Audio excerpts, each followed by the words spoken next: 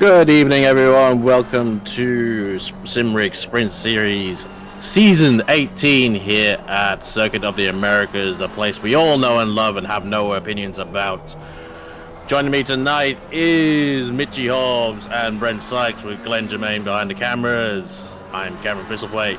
Lads, how are we doing tonight? Doing really well, mate. Don't jump in all at the same time. It's the start of the new season. Please, steady yourselves. I mean, good start here at COTA, of course. Everybody loves COTA, except me. But we'll gloss over that. It's going to be an exciting start. See some people jump in some different machinery, some couple of names returning this season that we haven't seen, or at least I haven't seen for quite some time. Yeah, it's really good to be back for another season. Obviously the controversy of COTA has come up again with the track limits and the difficulties there, but it usually breeds some pretty decent racing, so it should be an interesting evening. Absolutely. As we run through our 8-season calendar, we are starting off with a twin race of 30 minutes apiece here at COTA, and then round 2 will be Barcelona, followed by Suzuka, Silverstone, Paul-Rick, Hungaroring, Nürburgring and Spa with variable weather depending on the round, so it will be interesting to watch and commentate over. I like chaos. I like the sound of that.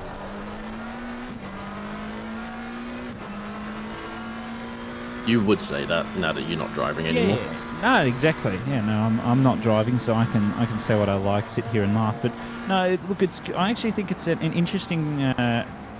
I don't know if proposition's the right word, but an interesting idea to give the drivers a bit more of an idea of the weather, so we know going to be dry here, but we're going to have variable the week after. We've got wet next week and things like that. It certainly. I think it's going to really bring the best out of the drivers, so they know the conditions, they can push the cars, they don't have to risk.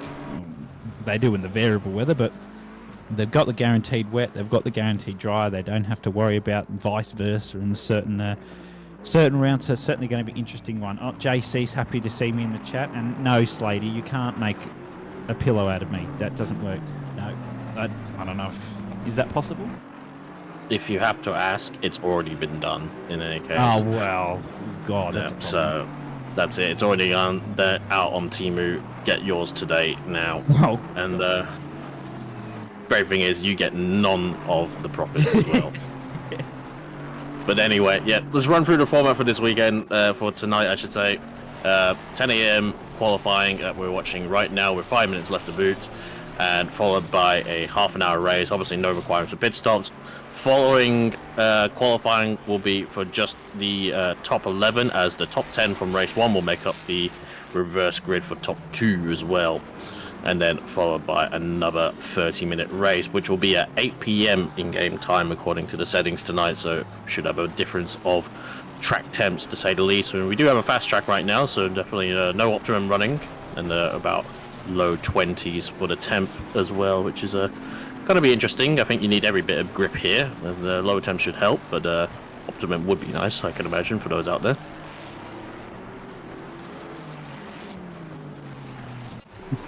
Yeah, just taking a look at some of the lap times that the guys are spitting out at the moment. We've got Spinazzi at the top with a 2:05.6, which is a very decent time on a fast track. And then a couple of cars within a second with Taylor's just jumped in there, Kumar and McDonald as well. So hopefully the track gets to optimum by the end, but even if it doesn't, I think we're going to see the fastest laps as the session continues on right before the time runs out. It's going to be interesting. Can we give one championship bonus point to Matthew Spinazzi for the creativity on his team name for his livery? I think that's pretty funny. I think for both, if anything. I think that's his old BMW livery from last season that's slapped on the Mustang. Ah, perfect. But, yes, not ideal, and that looks like maybe a double one, unless it's a bit more artistic. I couldn't really tell, but I do apologise to Mick McCulley if that was an intentional, which, yes, I'll just leave it at that. Smattering a few liveries. Great to see everyone in split yellow as well did mark their attendance appropriately, whether they're in or out, and the custom liveries have been uploaded. Those who have done it properly, giving Glenn Germain a few more years onto his life, uploading your livery and not stressing him out in any other way if you didn't upload your livery. But I see a few out there. Spinazi, yeah, definitely probably one of the strongest contenders in this field. We also had Chris Taylor as well, and also the Mustang had a good run last season, also in the Mustang as well, heading up the silver class. We'll see how he settles in, maybe getting to get a pro promotion at this basis, because he was looking pretty good towards the end of last season and still looking on good form at the start of this one so far. Yeah, absolutely. Look, being round one, there you go. McDonald, as I was just about to say, pops up 4.5 tenths behind Spinazi. You'll see the drivers in the different cars. Spinazi was in the M4 last season, in the Mustang this one, so it might take them a little bit to adjust, because I know it can take some drivers a little bit more time to adjust to the way another car drives. Like the Mustang's really torque based, it's a little bit loose, but it's got some good top end speed, good brakes, so it's a good all-round car, and of course it has its nuances.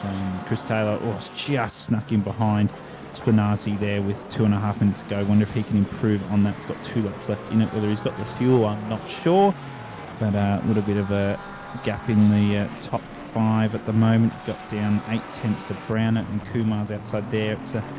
I think this is definitely one of those tougher tracks for drivers where you probably see those bigger qualifying pace gaps, just on the simple basis that this track is a bit more of a driver's track in comparison to some of the other ones. It's not so concerned about the setup. As we saw, McDonald was invalid but was 4 tenths up, so he might even have a bit of a chance here on the pole position if Spinazi's not got much more. Maddox going to come across the line, was a good contender last season in the championship. P5 there for him at the moment in the McLaren, which I hear is not very nice around here.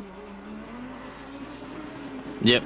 Also running a custom BRP series, custom BRP on this series as well. So to be honest, there's not fairly not too many drastic changes unless you're an Audi, in which you're allowed no fun at all. But also Porsche's whammed with 33 extra kilos here. So the one good track I guess with the Porsche has been solidly nerfed, and I don't think there's many Porsche drivers in this season as well, in this split I should say.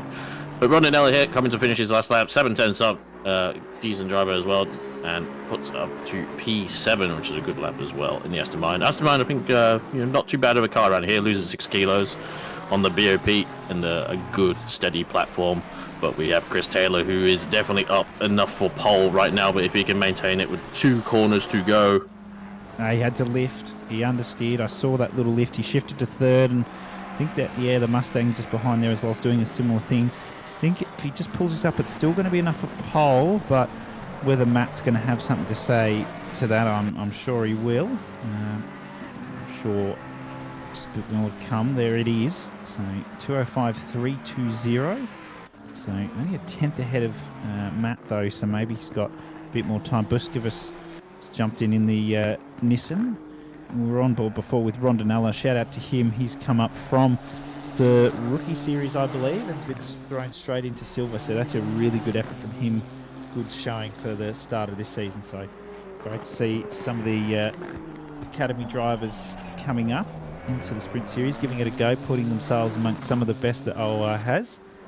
Great to see how they will perform against some of the odds. If Busquevas can hold this though, he's a 10th up with about half a lap to go.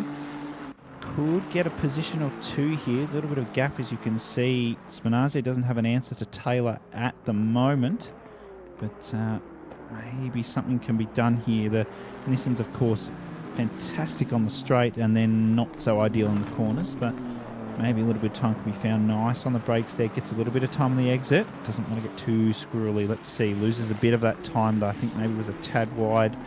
Goes for a wider approach onto the entry through here, under the COTA bridge there, little sign. Let's see how Nissan handles it, going for a tighter line again.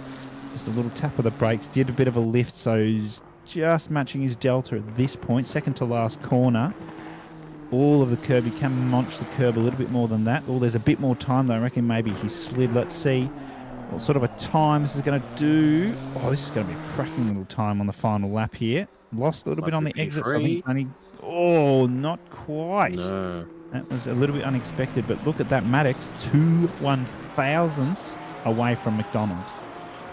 And Spinazzi's invalid. Could have had that. No, he will be kicking himself. Oh dear. But it is qualifying 1 of 2 in the race 1 of 2 as well. And, you know, front row will still be good enough, I imagine, for Spinazzi. As it's Chris Taylor looking to probably be safe for pole so far. And we go to Zeri here. He's got a car in front of him, which will be not helping too much. But I believe that car is still on its valid lap and is entitled to be there, regardless if it's quicker or slower. And it's unfortunately going to, I think, hamper the 222 car. Going to get right to the last corner, and still up though. He hasn't finished. Oh, what a curve! He's going to lose, and it's gone. All gone. Yep. Oh, so that's not as big of a collie gap as I thought. 1 second down to about P10, and given the type of track it is at COTA, it's very twisty and complex. It's good effort from the drivers. Jerry there probably kicking himself a little bit. I don't think that Aston actually hampered as much as we thought. Lost those 3/10 at the final corner. That would have put him up, I reckon, a couple of positions there. So on the grid now, we can see the lovely flurry of liveries throughout the field. I'm sure we'll see some cracking ones this evening and in split green, and then tomorrow, of course, in split blue and red. So it'll be exciting to see how creative people have gotten this season. Absolutely. We've got Taylor from Spinazzi making up the front grid of a pair of Ford Mustangs. Woohoo, America, choo-choo, to say the least. And Tom McDonald, P11. And P11? Car number 11 for P3. It's the start of the season. A little flummox here and there. What can we expect? Maddox as well in the B on edge. Benson Hornets, McLaren as well. Love to see a good paint on that one. Followed by Brownette. Shout out to Brownette as well. Went a little bit under the radar there, and quite a big improvement as well for the Koala Motorsport car. So Stan Baskovis in the GTR for P6, and Kumar. We saw how good Kumar was last season. That's for damn sure. Up there now, still in silver. Maybe should have got a pro with the way, but definitely one up from the pro that he had last season in P7. Rondinella in the banana and fruit bowl, I guess. Banana Mart in the Aston Martin, followed by Zeri in P9, and Hayden Marsh to round up the top 10. The Greco and King make up the P11s and P12s on the grid, followed by Sean Bubnow, one of our co-commentators, in the Torvo Masor McLaren, and Piper as well in the Blitz Graphics Permobile car, as we can all know and expect. Good to see an Audi up there as well. Bishop and McCulley in P15 and 16, followed by Wells and Cooks in P17 and 18. Stockton and Davey for the Ferrari and McLaren to make up the top 20. Yao and Costa for P21 and 22. Nice to see a Porsche in the grid. Sakanias and Kidman, the Aston Martin and the McLaren, followed by the other McLaren of Lim and Winton for P26 and the Porsche. We got Glenn Taplin in the Aston Martin as well for car 58, followed by Lemonman in the 660. It's a return of the Nigel Lemonman Racing car, and Marsh as well in 42. Excellent paint job on that one. Purple and yellow, love it. Spenceley in the Lamborghini. We have one Lambo on the grid so far, and Jurecki in the Mustang going up P31. Byrne in the Aston Martin for car 33. Atkinson in the car for position 33, I should say, in the McLaren, followed by our ever-loved Paul Kranich in P34 for the Ferrari of 97. Absolutely. Great to see all the liveries that the guys have put together. And another thing, I guess, is it's a very full grid, and all the splits are looking quite full, which is great to see. 34 cars here tonight. I'm sure that it may bring some chaos down into turn one, but that's always good to watch. So we'll see how it goes. Would not be surprised to see a virtual safety car on this first lap, based off the rookie races we were doing the other night as well after the track guide. But yes, track tempo up to 32 as well. That's definitely one to watch. But with 30 minutes, I think everyone's not going to be really looking after their tires too much, to say the least. But yes, I believe we are completely maxed out in terms of grid space to finish on what you were saying, Brent, for split blue and split red tomorrow night. So do join us whether you want to watch, maybe you want to race. Unfortunately, those splits are full so far, but always be on the lookout if you do want to race. I'm sure we'll have some reserve spots come open later down the line. Absolutely. I must say I'll give a shout out to Adam Jurecki. I have not seen him racing for ages now. So it's probably going back a while, probably before any of you two in here would know. I actually know Jurecki from my own previous series, from a different racing series before OOR. Oh, unless it's a different Jurecki. No, it might not be. A lot of people know. He's got a brother, hasn't he? Yeah, he's got 3. He's got 2 brothers. Everyone, Paul and his other brother, whose name escapes me, which is really embarrassing. But those 3 used to race together consistently in the Daniel Jurecki. Thank you. Race together in the OR endurance event. So great to see Adam come back. I know they took quite a long break, but they were very good drivers. So glad to see some old faces coming back. Probably showing my how long I've been in OR for now, knowing that name. But yeah, my age. Thank you, Glenn, for yelling in my ear. Yeah, I'm not even that old, as we were discussing before the stream started. Thank you. I'm feeling great now. Cheers, Glenn. Yep, as we do. I'm concerned seeing the names since I crashed into, I'm pretty sure, at least 2 of those 3 brothers. Let's get a tally together of who have you crashed into in this grid. All of you? Boy. Who haven't? We're going to say, as funny enough, Spinazi's car has now matched the Donna livery with our special dual camera setup. And I'm sure it's some magic trickery that Glenn's got behind the scenes in the true blue Ford Mustang. But anyway, as we round up the last corner on the grid, then go 2 by 2 for the start of this season 18, round 1. Someone else take it away, please. Radio, bring it on. We're waiting for the green. Down to turn 1 we will go. So we wait across the line. Of course, the finish line's a little bit closer to the end of the final corner than the start line. So we're going to wait. We're going to come across the line. It's going to go green. We're away here. That's a great start from McDonald. That was a little bit of a later one from Taylor. We'll see. They're going to go 3-1, turn 1. I do not recommend this. PG-13. Don't do that. Oh, they've held it. Oh, there's a bit of a crash. That's McLaren around. That's Maddox around. Another McLaren around. Might be a safety car called. I definitely wouldn't put past it. I think they're going to play on there. 2 wide through here. Don't do that. That's not... Oh, no. Oh, Stevie Wonder's at the wheel of that car. Holy mother of... Oh, there's... Jeez. I don't actually know how I can call that one without saying that's a shit show. That was... Holy gee. And we're back. And I think we now have got a safety car. There we go. As the shenanigans in the second part into 3 and 4 were getting dicier and dicier. And yes, unfortunately, paddlings have come out. Race director is not impressed. And Gunbling on Concertier, space out for the love of God, please. I don't want to see this. I don't even... Brent, can you break down what that was? Because I had no idea what that was. It was just death everywhere. Yeah, Sevens.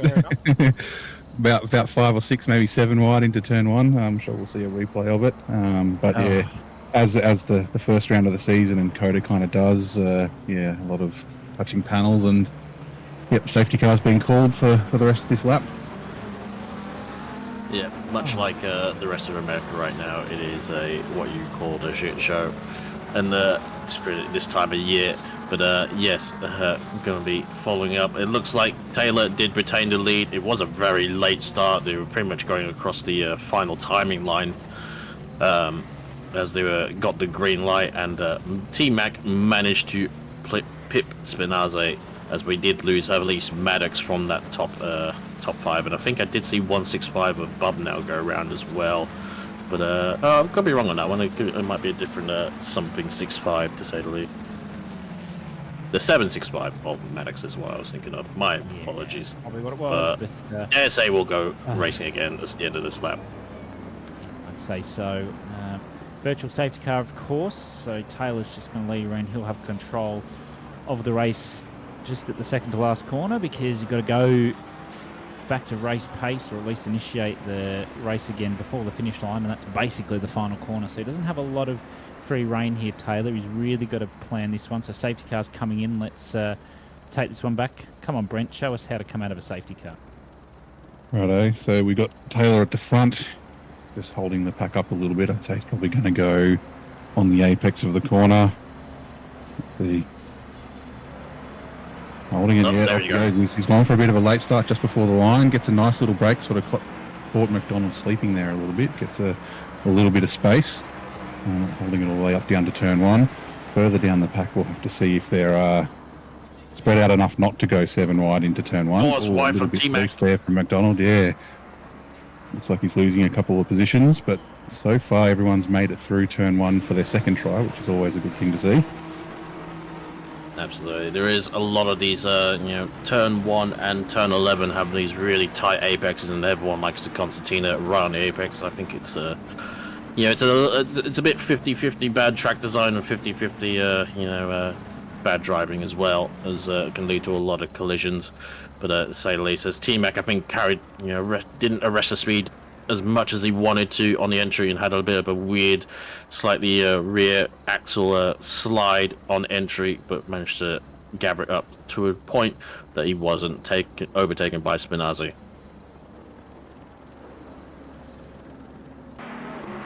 Now, you're obviously the most professional driver here out of this commentating team. That's for damn sure. And where would you want to pass? Because to be honest, I feel like this straight here is it's long, but it's not really long enough to make a pass done. Yeah, COTA's quite an odd one. You've got the front straight, which is usually a good opportunity, but ideally you need to get the overtake done before turn 1, because there is a little bit of a bump on the line where you break into, so you've got to be a bit careful. I wouldn't be going too wide through there without full confidence that you're going to get past. Other than that, yeah, look, the back straight, probably the best one, especially with the braking line into the little tight left-hander at the end. Other than that, you don't have a lot of opportunities. You can dive down into the corner before the back straight, but that I've seen have a lot of consequences because of the wide entry to tight apex you really should be taking on the exit. So there's not a lot of opportunities. What the best way to do it, I guess, is just put pressure on the driver in front. Stick the nose out, but don't go for the move. Try and spook them off the line a bit. Probably going to be a little bit more effective for you in this situation, for the driver, I guess. So you're not driving, but more effective for the driver, because you're not going to lose time by sticking the nose out. Say if you go for the move, you might tap the driver, lose time spin. You want to try and minimize that, especially at a track here where even track limits, we might see some drive-throughs for track limits as well, because it's nasty here, as everyone knows. So not a lot of opportunities, but I'm sure people might try and make their own, and we'll see if they come through or not, and the stewards might bonk them on the head. Yeah, definitely. I think keeping the pressure on really works here. With the quite strict track limits, being the white line for most of the corners except for like the second last one, really invites you to kind of get all your tyres out there. And I think even in a 30-minute race, we might see a couple of drive-throughs. But yeah, if you can keep pressure on the car in front and maybe force them to make a few mistakes like that, you might be able to get an opportunity and duck inside on a corner, getting a bit of a mind punt through one of the sharper turns. Definitely a possibility, as we did see it. I think Stambus Kovas was really looking at the back of Rondinella, and as we have a pass here, I think or maybe just a defense here for Yao from the Aston Martin.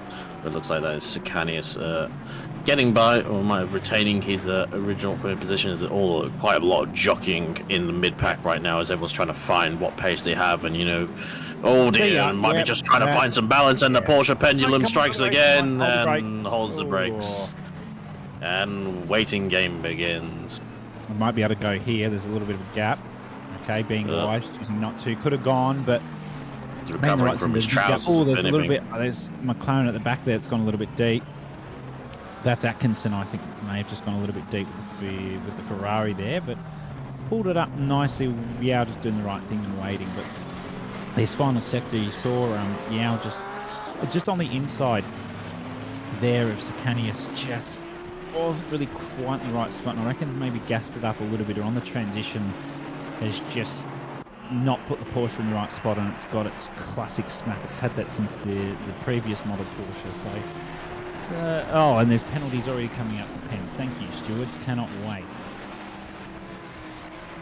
Yep, having to deal with all the flotsam and jetsam from the race one, from the start, I should say, from lap one. For car 42, that is D Marsh in the McLaren, the AM class. They say they're a bit further down the field, which is why you can't see the red box on the screen right now.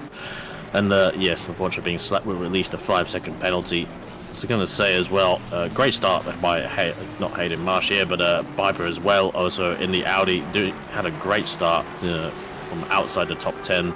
Probably took advantage of some of the flotsam and jetsam that was happening, and got a slipstream now off the back of Hayden Marsh. The Audi was quite quick in the straight line from what I saw in the some of the quicker races. They're going to rub against each other. That's not going to be looked on too friendly by the stewards, and hopefully Piper can get this car arrested by the braking zone. I think he's gone to place. There might be no harm, no foul, but we'll see what happens on that one. Yeah, I think.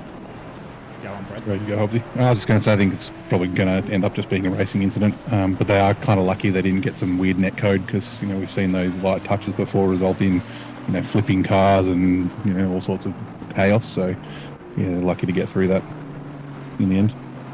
That was a tough one there for them both. They both really wanted the best line possible there. And Piper had that straight line speed. The Audi's really good with that straight line speed, even with high wing settings, so that's, and especially the slipstream as well, it's going to be extra good. So it's certainly a tough situation for them both to put in a little bit just argy-bargy. I have seen that turn into a lot worse in a previous race here at COTA, where it just ended up in complete disaster. Drivers ended up in the walls on the left and right hand side, and a little bit of a tapping incident. So I'm glad that didn't happen, because that would have probably brought out another safety car. But good to see just a little bit of argy-bargy, just not too much contact. Good respect between the drivers. Of course, a lot of these drivers on the track have driven with each other for seasons upon seasons now, so there's a good amount of respect there between them. Obviously, the ones that are just coming up will learn, who they're driving against. That's of course part of racing. You learn, who you're driving against, how they drive, where are they strong, where are they weak, where does the car come in? Who to avoid, like the plague. Yeah, yes, who to avoid, like the plague. Which we don't really have many drivers like that, especially not in sprints that I've seen. I don't think you could describe it as. That's why we're not in the same split. Well, yeah, good point. That's why we're never in the same split, as you're avoiding me and I'm avoiding you. But look, all drivers are usually pretty respectful, as there's a McLaren down the back there just going deep. That's around the area, I think, of Lamham and Davey and Cook. So, yep, one of the three McLarens near each other going for it. I think it may have been Davey. Just went a little bit deep coming onto the straight. It's a really deceiving corner there.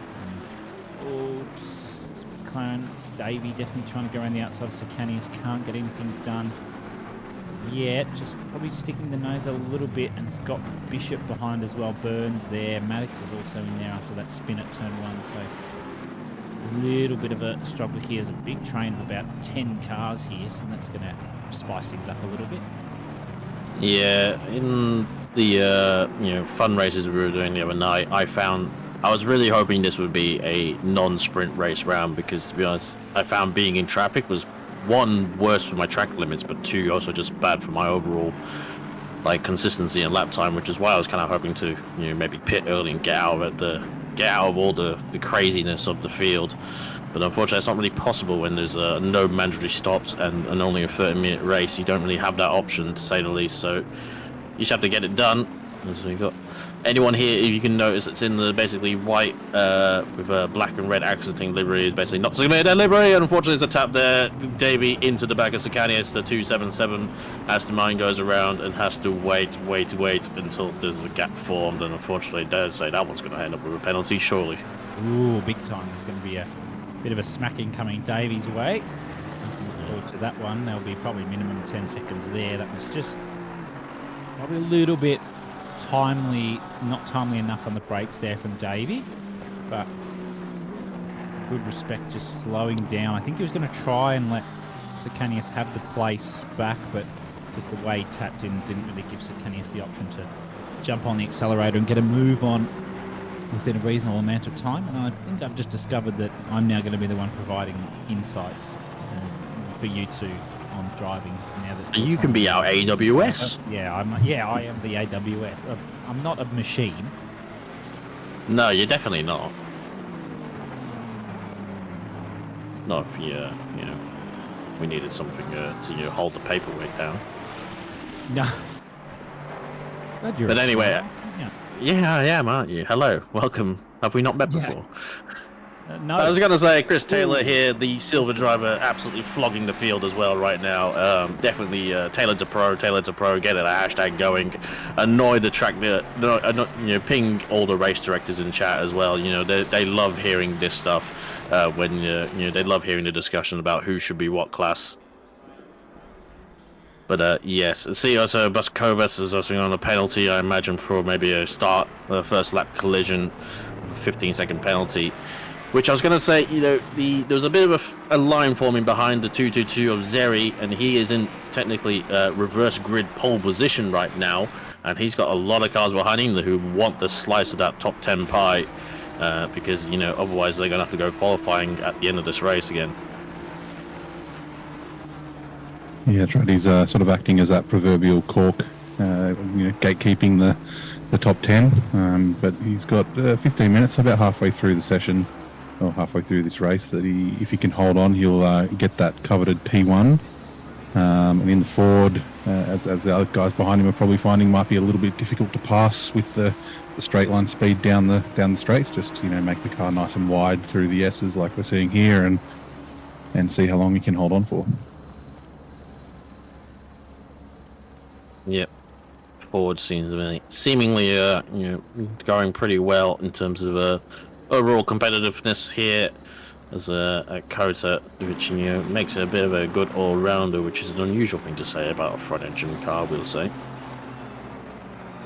Blessed with also some big horsepowers and top speeds, which makes it doubly annoying if you say a McLaren or Sean Bubb now right behind him. And as we cross the halfway point, it's looking pretty even set. Obviously, Sean Bubb now technically actually would be in the reverse grid pole position, because a Buscover's penalty will surely drop him back a fair way with that 15-second penalty. But granted, we still got 15 minutes to go, so I have to be there at the end to win it, to say the least.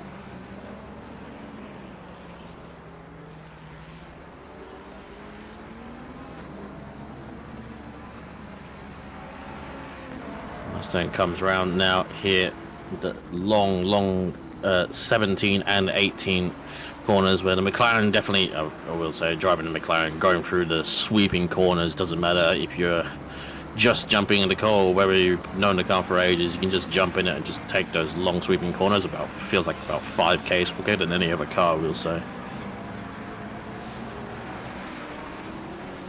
Yeah, we saw Bob now get right back onto the rear bumper of Zeri there, and Zeri just walking away. But again, the McLaren should be quite strong through the S's, the sweeping section through here, being able to pull in that gap. And as we were talking about sort of early on in the session, maybe just waiting for Zeri to make a mistake and being close enough to capitalise on that if it happens. Yep. As well as the Spider Russell, while Taylor's pulled away from T-Mac is definitely not pulled away from Spinazza, and I think Spinazza's been on his case the whole race so far. We've been about half a second, but it is proving very difficult to get a pass done here. And while the Mustang is pretty quick, the Ferrari is definitely no slouch down the straights in terms of acceleration, and definitely, I think, a little bit better in terms of top speed with its more svelte mid-engine aerodynamic profile. Depends what day it is, really. Mustang's hilarious on the straight. You'll see this McLaren might just catch in the slipstream, but not going to be much, because the Mustang just absolutely pulls with the torque on the initial part of the straight and just brings it out with the top end speed. It's really good under the brakes as well. And Jerry just prioritising the exit a little bit there, going a bit earlier on the brakes. Spinazza still with McDonald there, so that's a keen one. I think they're going side by side because they just lost half a second to Taylor. in P1. He's got fastest lap of the race as well. 12.5 minutes to go here. Busquets right beside with Rondinella, who's near Marsh as well. So there's a good few little battles here. We'll get our eye in on in a minute. Bub now still sticking behind here. McCulley's still in on with a chance for a P11 here.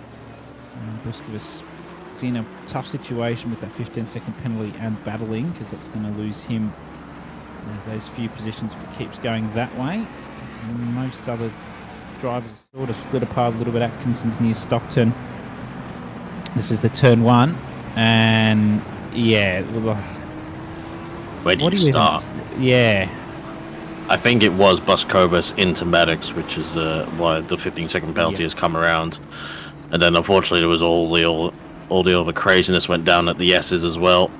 So we'll fly over in the drone and just reset the magic wand and come all the way back, as they're going to zip around for the rest of the lap as well.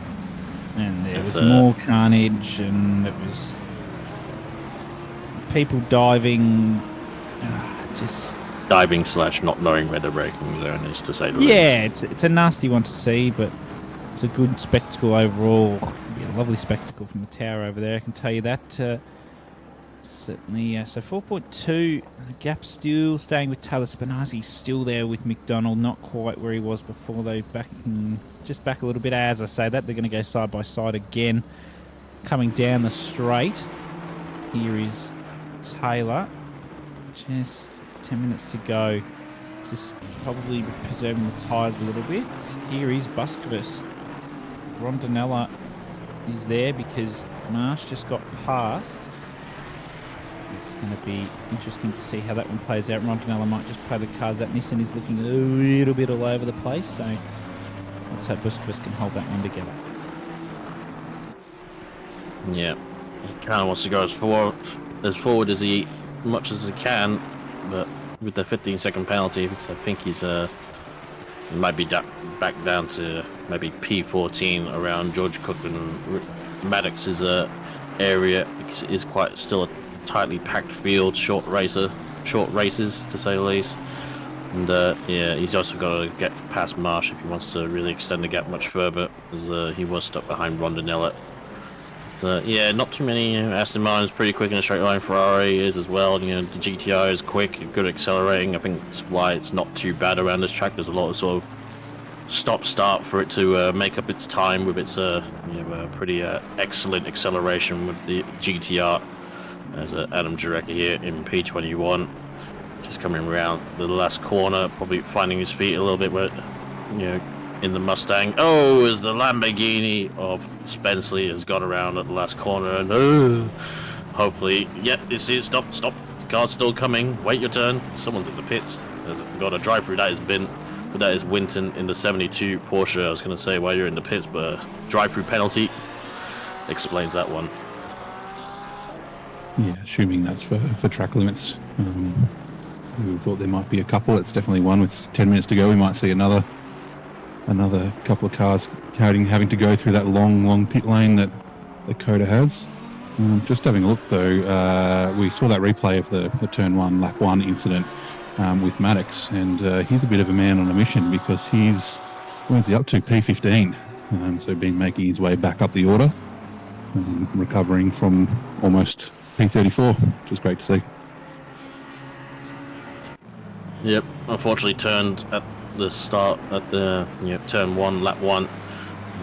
Nothing really wrongdoing on his part, and unfortunately had to fight back. But frankly, he's got a second race to try and recover a haul of points. The point splits, I believe, is still just 50-50 straight down between both races. As we see Atkinson here eyeing up a move on Davey up ahead, but also got Jarecki right behind him in the Mustang.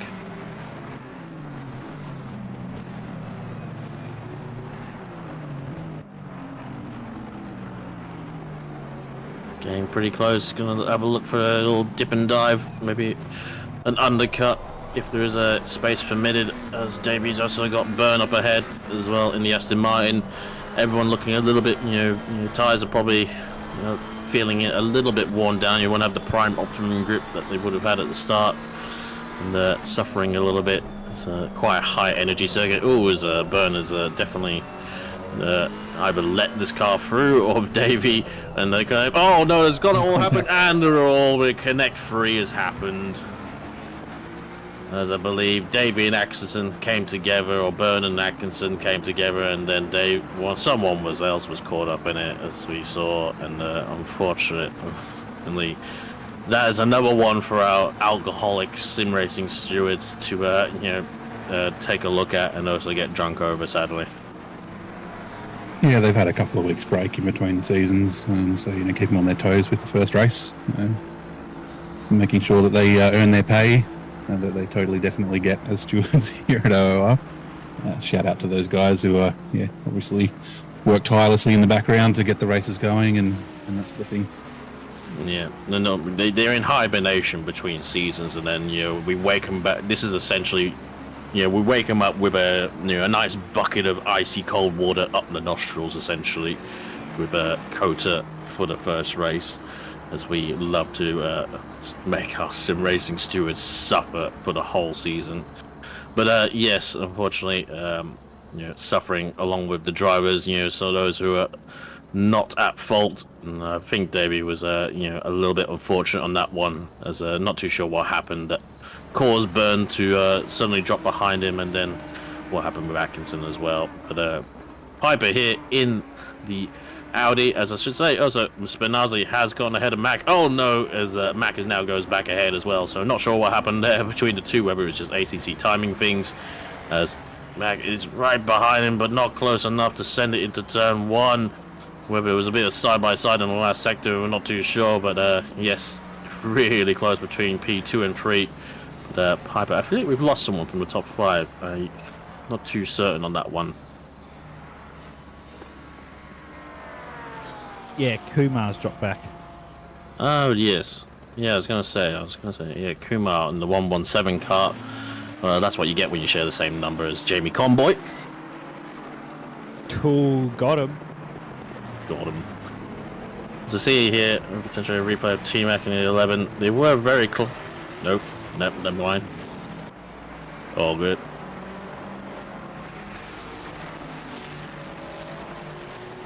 ACC replays, still rubbish as ever. No, what do you mean? But yeah, so I'm interested to see what happened there with Kumar, because I think he's in that red Ferrari just in the back shot of here, so whether this was the last lap or I'm not too certain what happened to him. Oh, we go back to live pictures though, and it's really close between P2 and P3. Looking to have a send up the inside was Spinazzi, but wasn't able to get it done.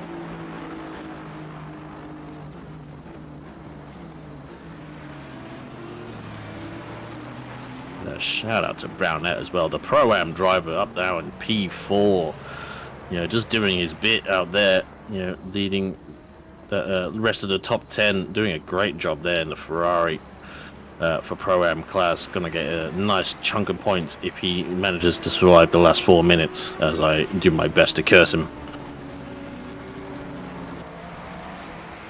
It's definitely a strong outing for his first race this season. We've talked about it before. We might see a promotion if he keeps it up, but round one can be a little bit of a misnomer with a bunch of extra time for people to practice and that sort of thing. So, but yeah, hopefully he can remain strong for the rest of the season and keep up these good positions. Looks like Buscobas has gone ahead of Marsh and is eyeing up Piper, and I would dare say probably best not to fight him too much with he's got his 15-second penalty, unless he's going to lose your time. And Brownette there, as aforementioned, right up there in the KAM Ferrari. There's a few of those guys in a few colours across the many splits. I believe Kafil Slade is one of their drivers as well in the Koala something motorsport cars. I'm sure to remind us in chat. But shout out to everyone in chat as well. Thank you for being here. Thank you for liking the stream. And shout out to everyone who makes this possible. Really wide there from the Buscobas GTR. Front grip, front error is not their friend. But here is Spinazzi in the fight for P2. Goes Jinx back to the outside to potentially get a better line and better traction onto the back of the grid. He's really close. He's in prime slipstream position right now for this back straight. We shall see. I'll hand it over to you. Oh, that is bold from McDonald. That's a lot of movement on. Oh, no. No, for God's sake. That's as soon as Mull comes in, as soon as this is Mull's fault, he came in and that happened. No, that. That's it. I mean, he's back to Winnipeg still there, for both of but them. yeah, he's still holding on to it. But that's really bold. The stewards will look into that. That was a really bold move there from both drivers. I don't know what they thought was really going to happen there, but wow, there's a lot. I think it's very lucky they're both still going, frankly. Yeah, absolutely. I can guarantee you, Spinazzi's tyres will be shot. That's for certain. Yeah. But yeah, I'm not going to go too far into that, but I think the stewards have got a lot ahead of them to look at there. Yeah, I think that's one for them to call. I think there was something, and then I think there was a, let's say, a return serve as well. And yeah, that's not what we like to see overall. Yeah, dare say, I think. Yeah, we'll leave it at that. Spinazzi definitely had a great run off that last corner though, onto the straights, and it looked like it was going to be a simple overtake. Haha. No, it's not such a case. Wrong. We have. He's Buskovus. So he's got ahead of Piper. He's just got in front of Piper. Let's see. Took him turn one. I got confused there because it said replay in the bottom right. No, that's not a replay. My brain did the fuzzy and went, that's not right at all. Where's it say replay? Hobbsy, I can't see it. Cheers, Cam. Thanks, mate. Yeah, make me look like the fool. Get under that bus. Yeah, I will, but let's just have a look here. Yeah, Buskovus is still going to drop outside the top 10, which is going to promote Bub now to provisional P1 for next race. I'm sure he'll take the large opportunity there to lead everyone on. Let's see how that one plays out. But Buskovus getting close even to Brownett now. That Nissan absolutely hauls on the straight, maybe down the inside. Brownett left the gap, but Buskovus decided to hold back, which is... it's going to be the last lap as well. It's the last lap anyway, yeah, so hold on. McDonald's holding on for now, but we'll let the stewards decide there if there's going to be a penalty given to either drivers or what they felt was the go with that incident. Buskovus just going to hold on here, 15-second pen though, so going to drop way back outside the top 10. Unfortunately for him, it's a good showing. That's going to bring Piper into the top 5. Great showing from him in race 1 here as Chris Taylor comes across the line to win the first race here in the split yellow at COTA. Of course, stick around, we've still got the 30-minute reverse grid. As Chris Taylor says, yep, bye-bye COTA for race 1. Oh, that's a bit of a...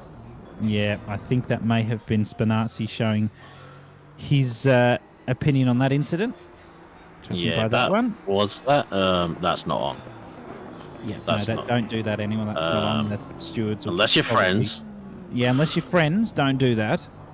Yeah. So, anyway. Definitely don't do that. We've had drivers actually injured in previous seasons for something like that. So, don't. A little bit of cooking off race 1, but also shout out to Busco as he did his best to minimize his 15-second penalty damage. But we especially at the end there for race 1, as the top 10 of this grid will make up the reverse grid top 10, as we got Marsh and Taplin here for our 2 AMs in P26 and P27. Dare say, though, with a 25-second penalty, there might be a small adjustment to that one. As is Drekkie out of fuel? Has he actually crossed the line? Yes, he has. He's safe. He's all right. Just stop. Don't stop in the middle of the track like that, please. Go. No, don't do that. We don't do that here. We do not do that here. And Ben Winton comes across the line for P31. Might be a little bit more than that because Marshy in P26 has got quite a number of penalties there. So final driver Darryl Lim for Cherry Blossom going to come across the line. That's a lovely, nice livery there. White car with the Cherry Blossom inside. I love that. Yep, so there you go. The penalties taking effect. So those drivers that were top 10 at the end of that session will not need to qualify. And the rest will go out and qualify for P11 onwards. I think I can see Sean Bob now going out, which I thought he might be in the top 10 with the penalties applied. That's what I So thought. I think someone needs to let him know. think. Oh, is he just? I think it was just outside. Did Buskovitz get away with that? I was going to say Buskovitz did a great job to minimise the damage on his penalty. Yeah, Bubnow's not stopping, so maybe Buskovitz just got away with that one. I mean, if you can go out and qualify again if you want to. Ah, you can. The stewards would have stopped Bubnow by now. Anyway, so see those drivers go on out. It's a lovely livery there that Brown's got. But Brown at Pro-Am P4 in race 1. Yeah, shout out. Great result from the 619 Koala Atlas Motorsport. There we go. That's the full title of that team. Now I understand the Rey Mysterio joke in chat with the 619. Oh no, Buskovitz. Yeah. There you go. So why is Bubnow going out? Can we get a steward to explain that? Because that doesn't make sense. Kovacs, sorry. Kovacs boys, go let him know. That's probably why he doesn't realise, because the Kovacs boys never listen to race chat.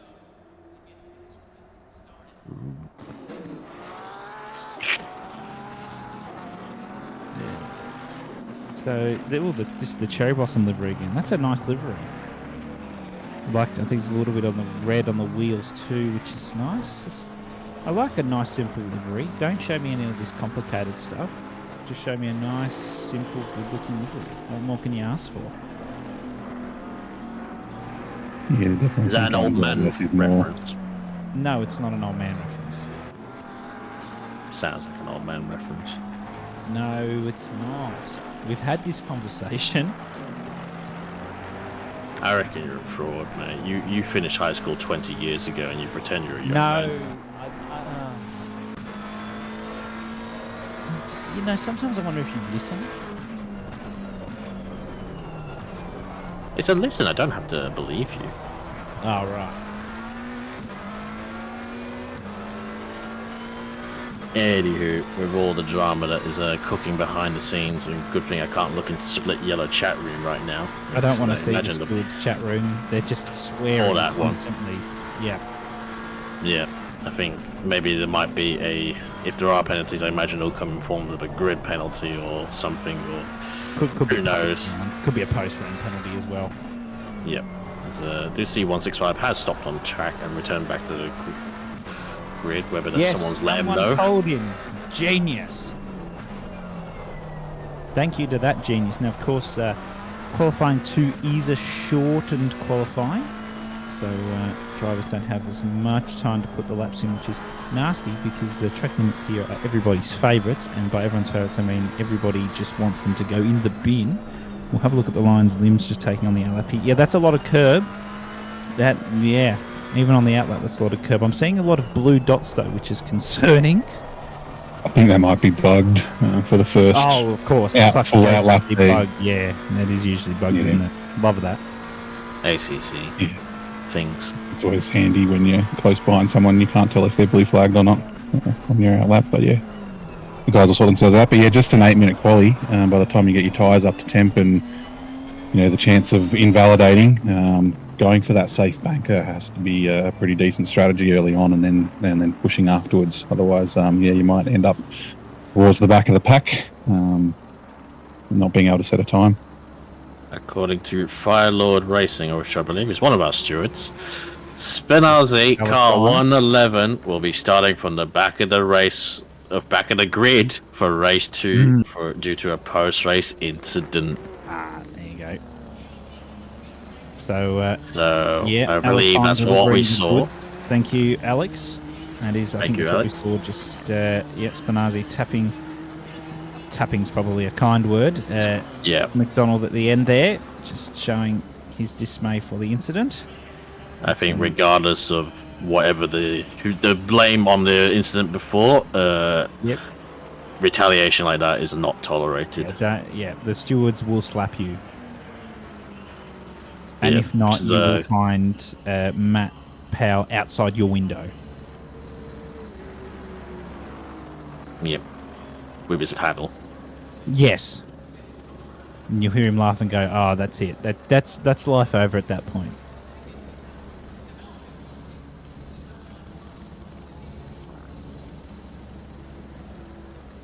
Looks like we've got the first valid laps coming through. Max has got a 2:05.8, which is not a bad time for a first lap.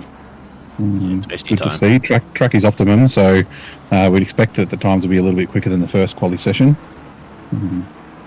And yeah, only 4 minutes to go. So what's that? Only sort of 2 laps maximum for all the drivers to go to get their times in, with only 13 setting valid laps so far. So yeah. Yeah, definitely one of the longer tracks on the overall track selection phase. And just 5.5 kilometers long. It's probably not too far away from Spa. No, Spa's around 70 kilometers. Yes, but generally has a bit more of a higher average speed, I dare say, overall here, as Maddox, I think, has abandoned this lap and just looking to get his tyres nicely in for the next start lap as well. Yeah, pretty rough on tyres overall at this track. There is camber here, but generally not in favour of the corner. I've noticed here, like it's just a little bit awkward all around, personally. So Laminum getting a good toe off this Porsche, but I don't think it's going to help him for the rest of the lap. Yeah, if the Porsche is valid in front, he can't overtake either, which is a bit of a shame. Being able to get an advantage of the slipstream, but then not being able to overtake. But yeah, he'll have to just stick behind. Might even be worth just backing off for the lap so that he can make sure he gets a decent next lap. Although he is 4/10 up, so he might stick behind. Have to see how he goes.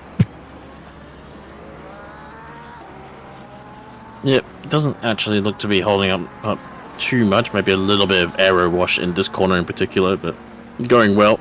Still half a second up so far for Laminant.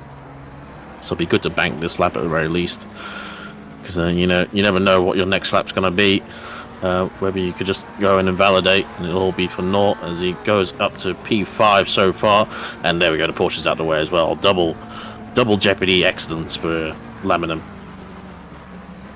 Yeah, that's just what he was looking for. 7/10 off current P1 time, which will be P11. Coming into next race, one thing we'll have to keep in mind at the start of next race is whoever qualifies P1 here, the lights will go green when they go across the line. So it'll be a delayed start for those of the top 10, which will probably make things even more painful coming into turn 1. So I hope the stewards have their shot glasses out for every incident at turn 1, because they're going to be drunk by the end of lap 1. And it's going to be 8 PM as well. That's right, yeah, so the track conditions might be a bit different there.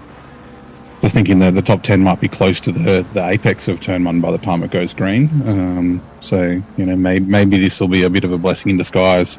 But yeah, I wouldn't hold my breath with. Yeah, I was going to say, I don't know what you're thinking there, but this is COTA. Well, a little bit of a miss of the apex there from Sakani. So you can get a little bit closer, I think, than is deceived.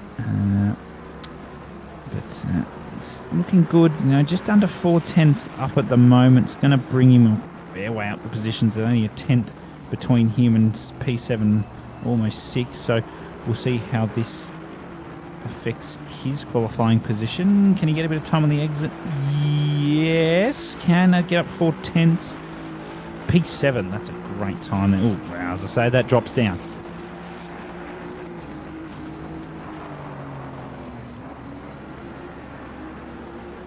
Some good laps going out there. They'll make up from P11 down. So yeah, definitely gonna be still very much in the mid pack, even if we qualify towards the top end of this session. There's Bus Kobes followed by Atkinson. Good up there from Atkinson as well, actually, and doing a 2:05.9 or 8.5, I should say. 8.5, yeah. Which is pretty impressive for the Pro-Am driver. And Maddox here, going about equal on his delta so far and invalidated, and it's all for nothing. Straight into the wall. Yeah. Pretty brutal here. There's pretty much just a painted line, and that's all you get for track limits. No deterrent, no real active curbs. There's a few sausage curbs around, but you know, it's a very wide track here. And I do wish to just put grass instead of the edge of the line, because I'm terrible with trying to judge it at this track in particular.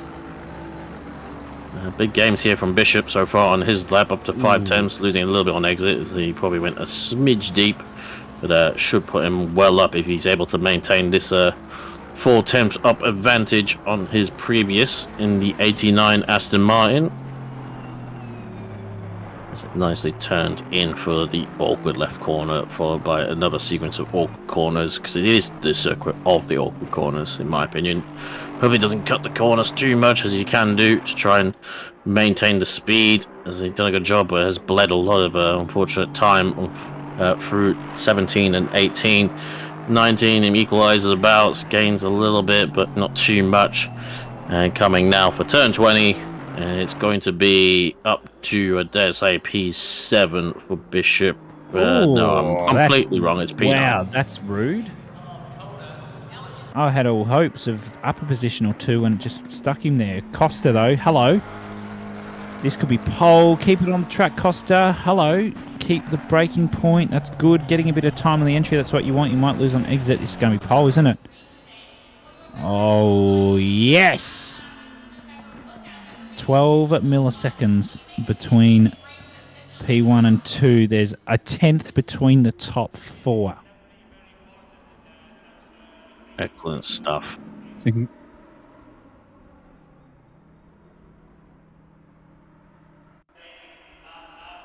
Ooh, this is a lovely setting. We got very much a dusk setting for this last race, last 30 minutes, so might see a few headlights to say the least, and going to be interesting. I'm really concerned about this race start. With it was quite a late start generally here in normal qualifying, but with the adjusted grid format, I think it's going to be. I think everyone's going to be a little bit tetchy on those throttles coming down on this straight, to say the least. Yeah, absolutely. Is JC commentating? No, he's not. He's on tomorrow for Split Red, but that's okay because I'm better than JC, so it's okay. I will give you that. But, yeah, and JC loves me, so it's okay. Everyone's already asking drivers to be promoted. The stewards are going to have the. Don't give Matt Powell and Jermaine a pain. No, they don't. They don't want to know. They love it. No, they don't.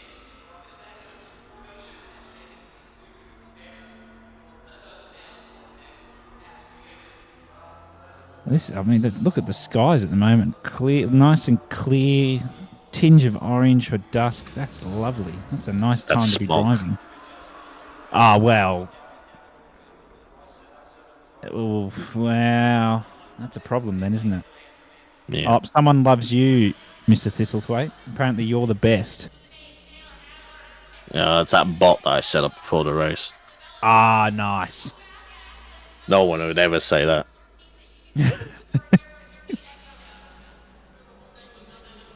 Good to know that's working well. And, hopefully it'll, continue to berate JC in chat for me as well.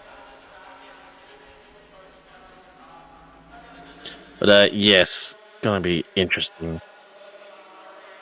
Gonna be P1 for Bub now. Yeah. No pressure.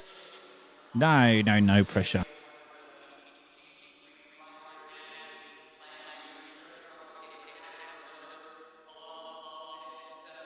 But, yes, I think I'm looking for anyone in the top 10 right now, because we saw how it doesn't matter where you start. I think Carnage will find you no matter where. Yeah, it's certainly interesting. One thing I do appreciate, though, is Rondinella's P plates on his livery. I really like that, having come up from the academy. I think that's won't save genius stuff right there. No, they won't. No, you're right. They will not save it. But it's a nice little touch. Dare say for P plates, they might incite more violence on him. No, don't. No, won't. Okay, maybe it will. You don't live in Sydney, maybe. No, I don't even live in New South Wales. Lucky me. Yeah. That's why you're so well adjusted. Yeah. Look at that. I love Bubnow's livery. No bias because I know him, but that's just lovely, isn't it? It's a great shot look at there. the sunset. The livery and the sun in the Oh. background. It's fantastic. Very much looking forward to this race. It should be interesting. I imagine the track temperature is probably gone a little bit lower than it was before, at 32-ish degrees. So 17 now. yeah, I hope 17, everyone so- doesn't have manual clutches, because if they have to do a hill start, yes, and it looks like also drivers have failed to been able to make a straight line as well, which I think is why they've gotten going again. But looks like I'm not even going to attempt to figure out what the grid is. So to be honest, Yeah, well, ACC will figure itself out eventually. Not right now, but eventually it'll go, hey, I know what the grid is.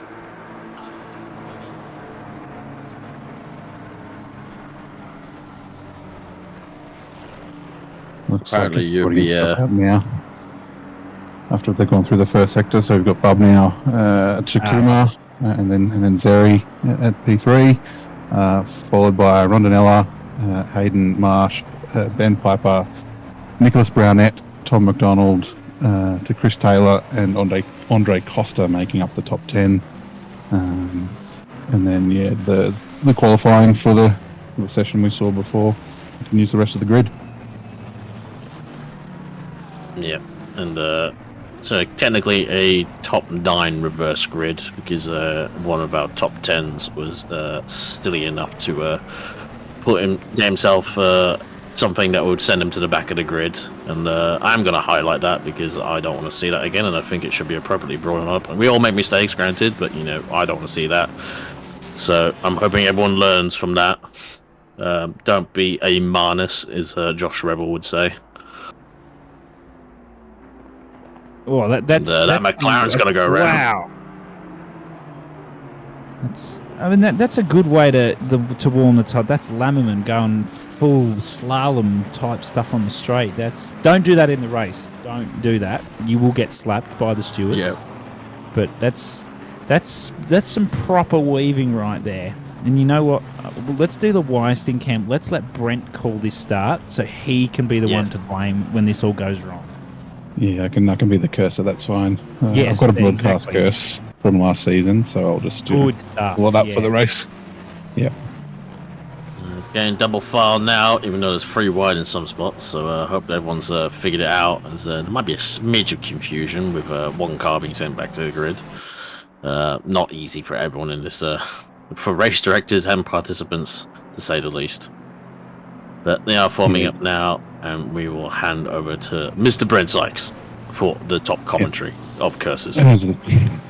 That's right. Get ready for this. Coming through the penultimate corner, about to round the final turn. We've got Bubnow, as we said, Bubnow, Takuma, Tazeri, to Rondinella, to Marsh, Piper, Brownette, McDonald, Taylor, and Costa.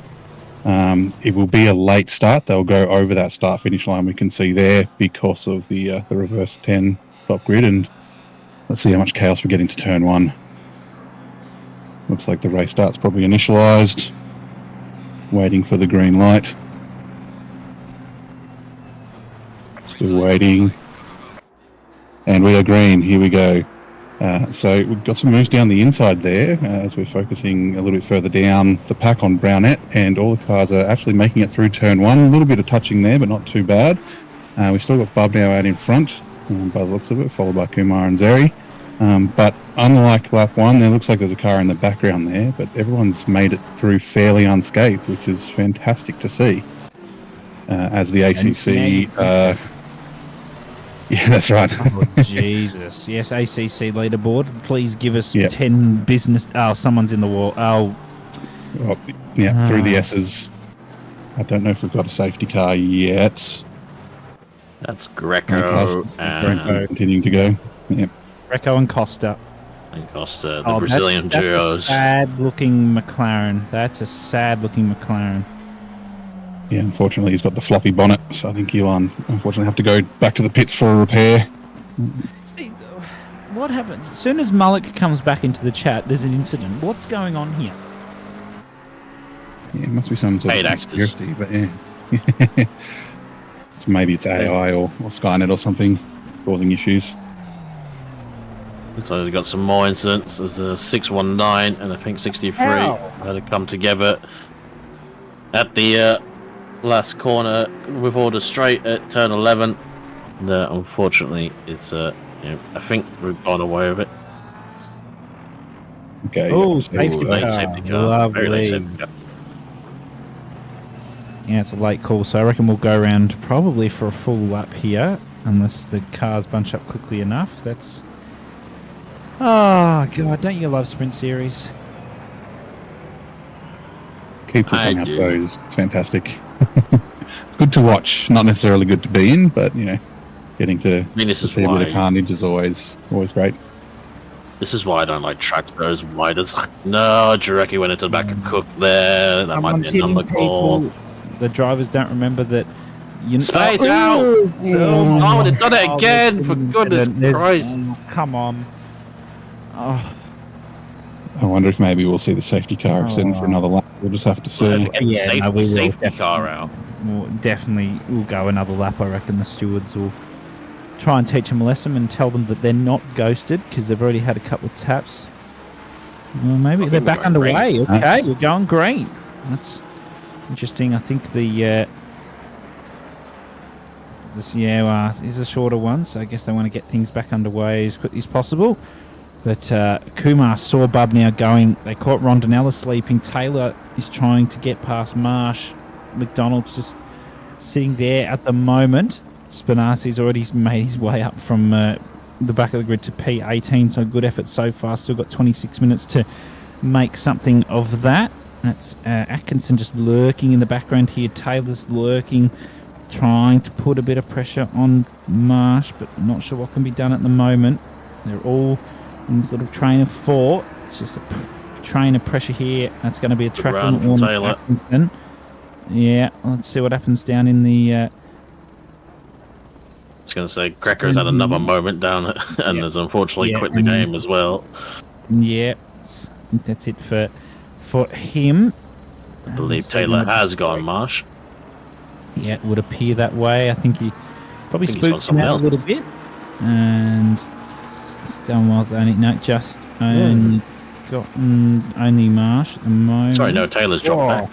He's actually lost two positions, my bad. Oh, yeah, I don't know how. Maybe he's missed his braking point or something. That was Jerry you were looking at a little bit further up the field that has fluoro colours similar to Taylor's wheels. So let's try not get that confused over this season.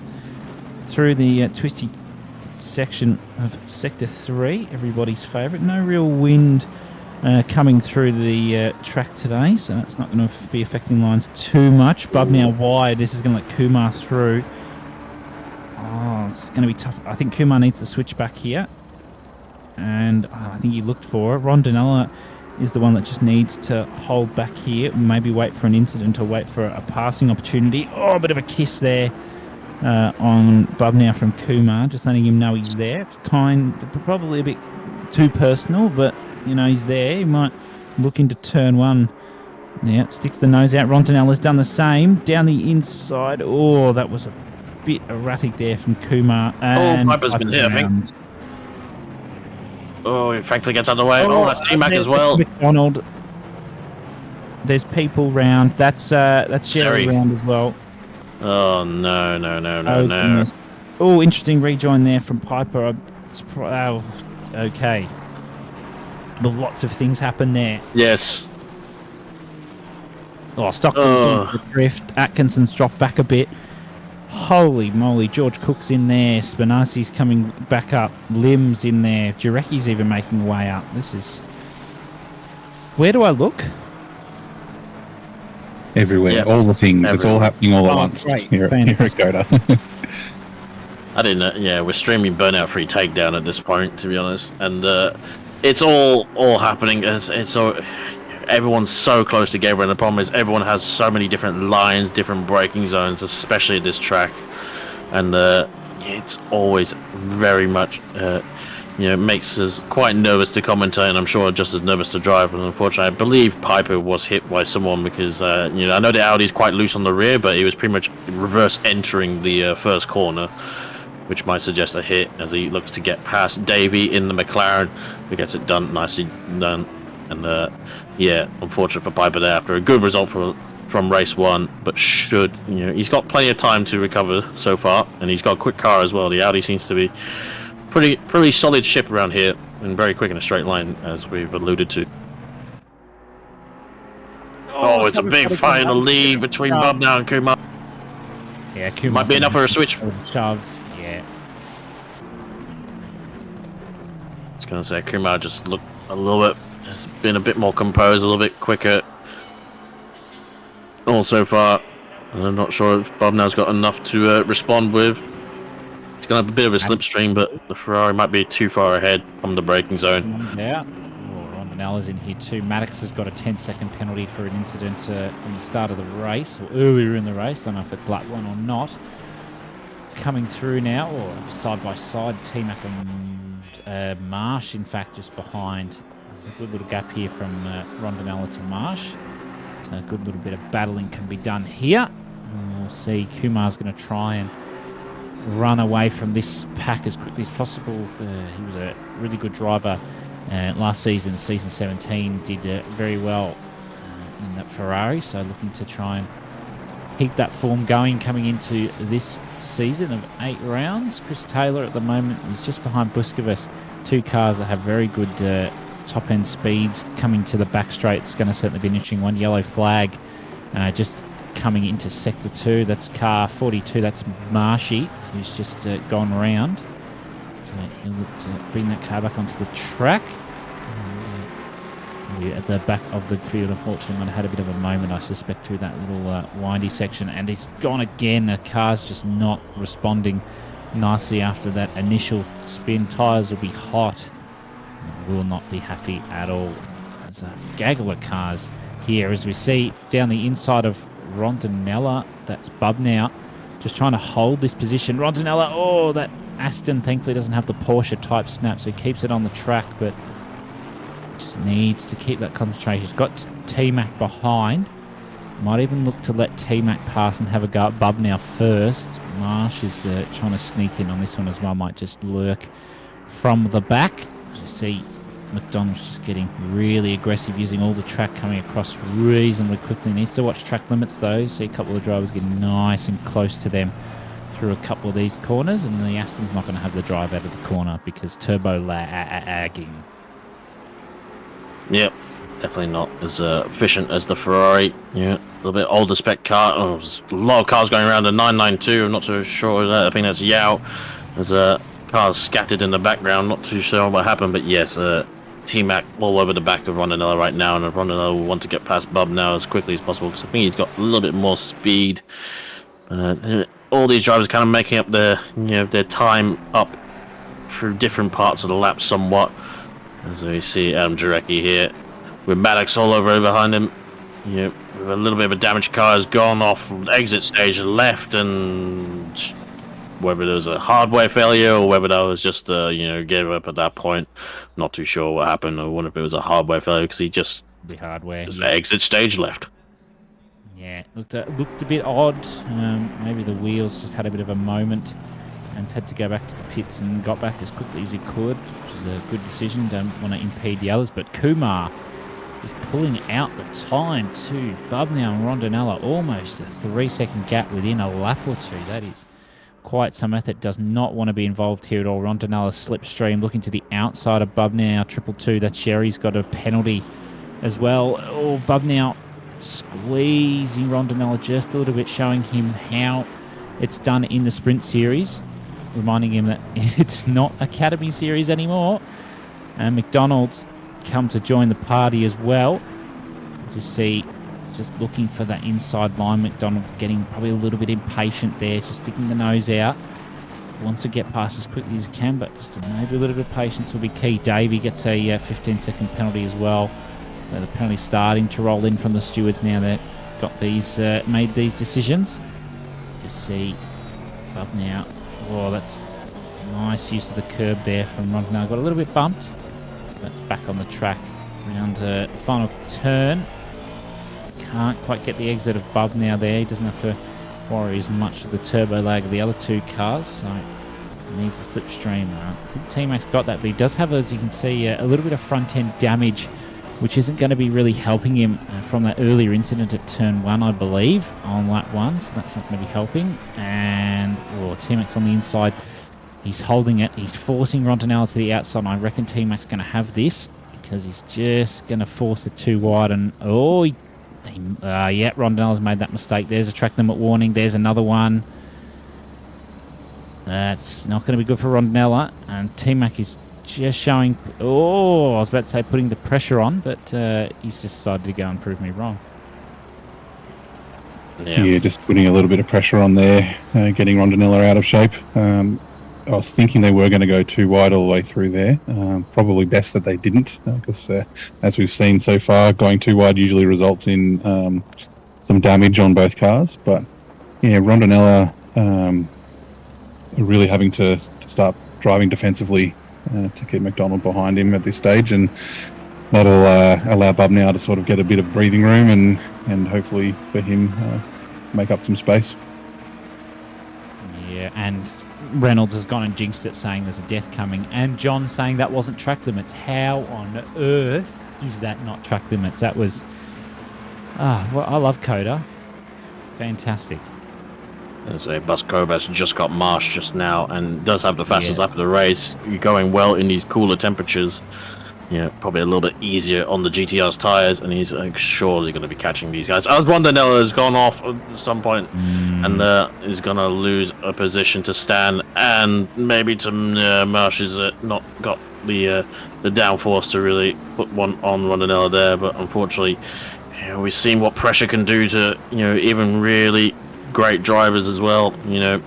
It all can all come crumbling down one corner wide here and there, and therefore you pretty much he's lost at least 2 or 3 seconds to Bub now, whereas he was within a second a lap before, and it's that shows you how quickly it can all go wrong. But I'm sure he's still in it. He's still P5, can still get himself adjusted and recover a result. As Bub now, I think, has had a little bit of a slow turn 1, and T-Mac is surely going to have the inside line for turn 2 and T3 for P2. I think T-Mac has got Bub now. Yeah. Oh, that's Rondinella going very wide just behind Buscovas there as well. I think just struggling a little bit with that Aston. Maybe he's had a bit of a slide and the tyres are a little bit toasty, so just needs to get them cooled a little bit. But, I think he's trying to make up too much time by sending it a bit too much into the corners, and that's just going to compound things.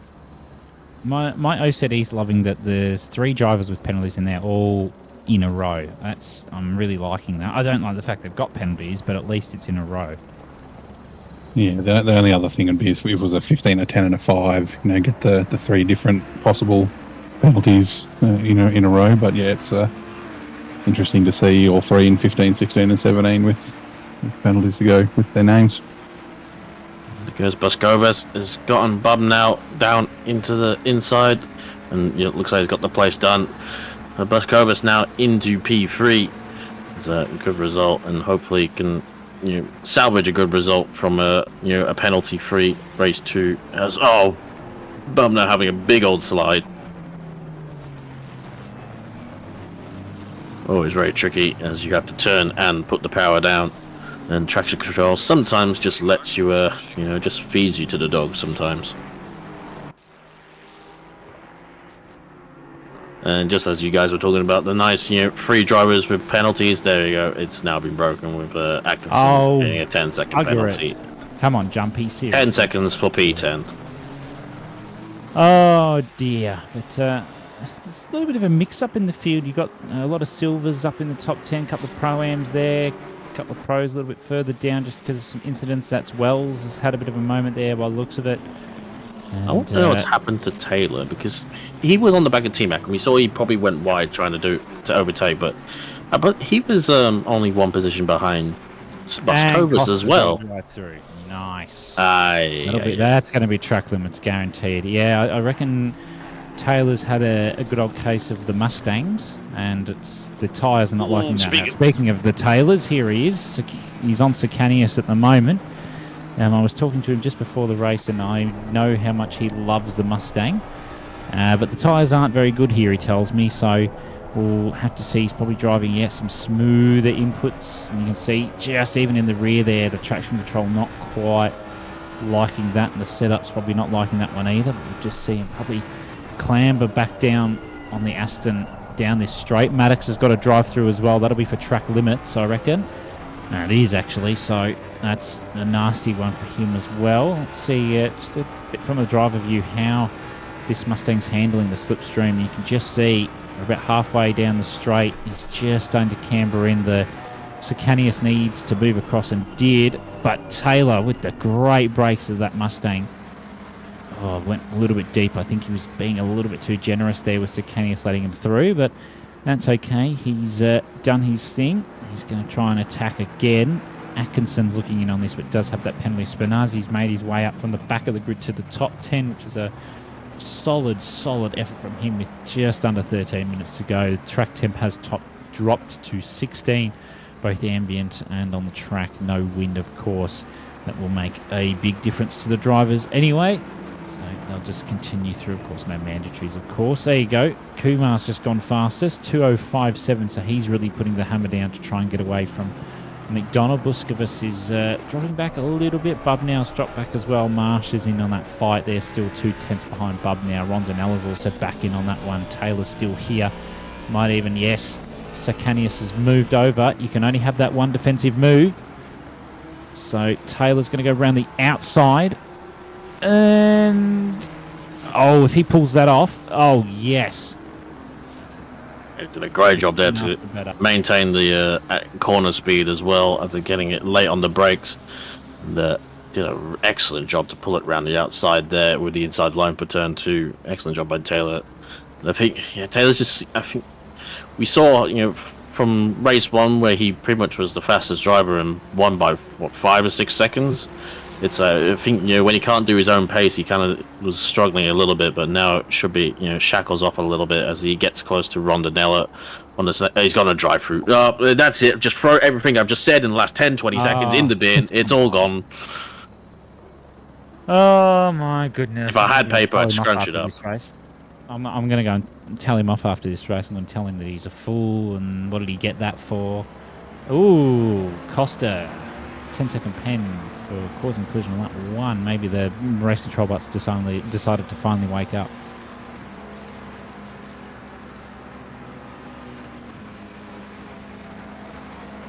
Yeah, it takes a few kicks to get the bot machine going.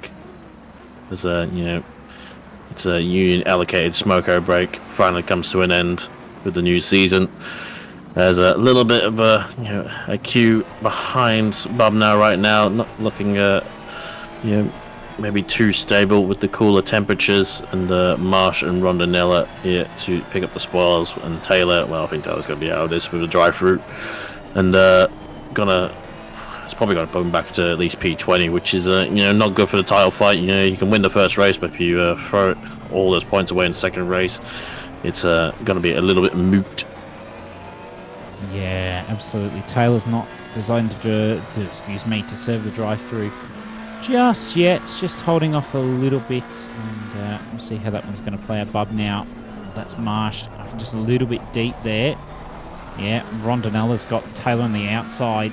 Marsh in a difficult spot, had to go wide, pushing Rondonella out. This is a great view we've got here from the rear of Bubnow. You can just see Rondonella side by side with Taylor. Taylor was a bit concerned at the last minute. Rondonella's dropped in behind. Good decision. Taylor's got the drive through anyway, a bit wide from Rondonella. Marsh just trying to hold on to the back of a couple of other cars in the background as well. Sicanius Atkinson's got that penalty. Spinazzi's trying to get involved around the outside of Sicanius even, just to try and get something done. Can't seem to. And here is Atkinson. You can see from the back, that's Piper. You can see just in the background there. So nice couple of little battles here. Atkinson doing everything he can to hold on to the back of this club. You can see Marsh just going very deep there. I think Taylor's going to have him here. Not that it's going to matter with that drive through, but I think he's just trying to get a little bit of merit on his side and take the drivers where he can, and then he's going to jump into the pits. It's unfortunately quite a long pit lane here too, so it's really going to hurt him. Down the inside, he spooked Marsh, and Marsh tried to get the apex, but he was a bit concerned about Taylor, but he'd have had that there, so we'll see how the rest of this plays out. Taylor should come in this lap, doesn't want to impede the other drivers. We've got quite a big battle pack going on at the moment. Is it P4 down to P11, all within a second of each other, more or less. There's camera views from the rear wing heading through the S's was great. Seeing the line of cars getting through in the sunset. That's lovely to see. Yeah, big old fight for the overall P4 at best, and I think Taylor should really kind of, if anything, not to doubt his abilities or anything like that, but I think it's so easy to just make a tiny misjudgment and clatter into someone, whether it's just if you are quicker, you have different braking zones, and as he has come into service drive through, it's very easy to have a just a penalty, and maybe best just to get out into, well, not necessarily free air, I think, for him, but just to get out of it and not compound a bad race into a terrible race. But yes, looking at the top three as well, just a shout out, looks like T-Mac isn't really catching Kumar, and Kumar's actually setting the benchmark in terms of lap times. But Bus Kobes is, dare say, maybe looking at T-Mac with a little bit more intent, as that's some people really sending. I think that was a Lammerman, I'm not too certain, in the blue and white McLaren, really sending it into some of the corners beyond the ability of their Pirellis, to say the least. It'll be interesting to see if T-Mac will have enough to defend from Buscovas. I think if Buscovas can get a little bit closer to get, he might be gaining a little bit, but I don't think he's really close enough to gain too much in the draft, as to be fair, the camera angle's kind of going down, so it makes it look like he's really closing in, but closing in quite a lot under the brakes. But then, gap extends on the exit as well, as it kind of ebbs and flows a little bit, as Buscovas really sending it as well, a little bit deep there.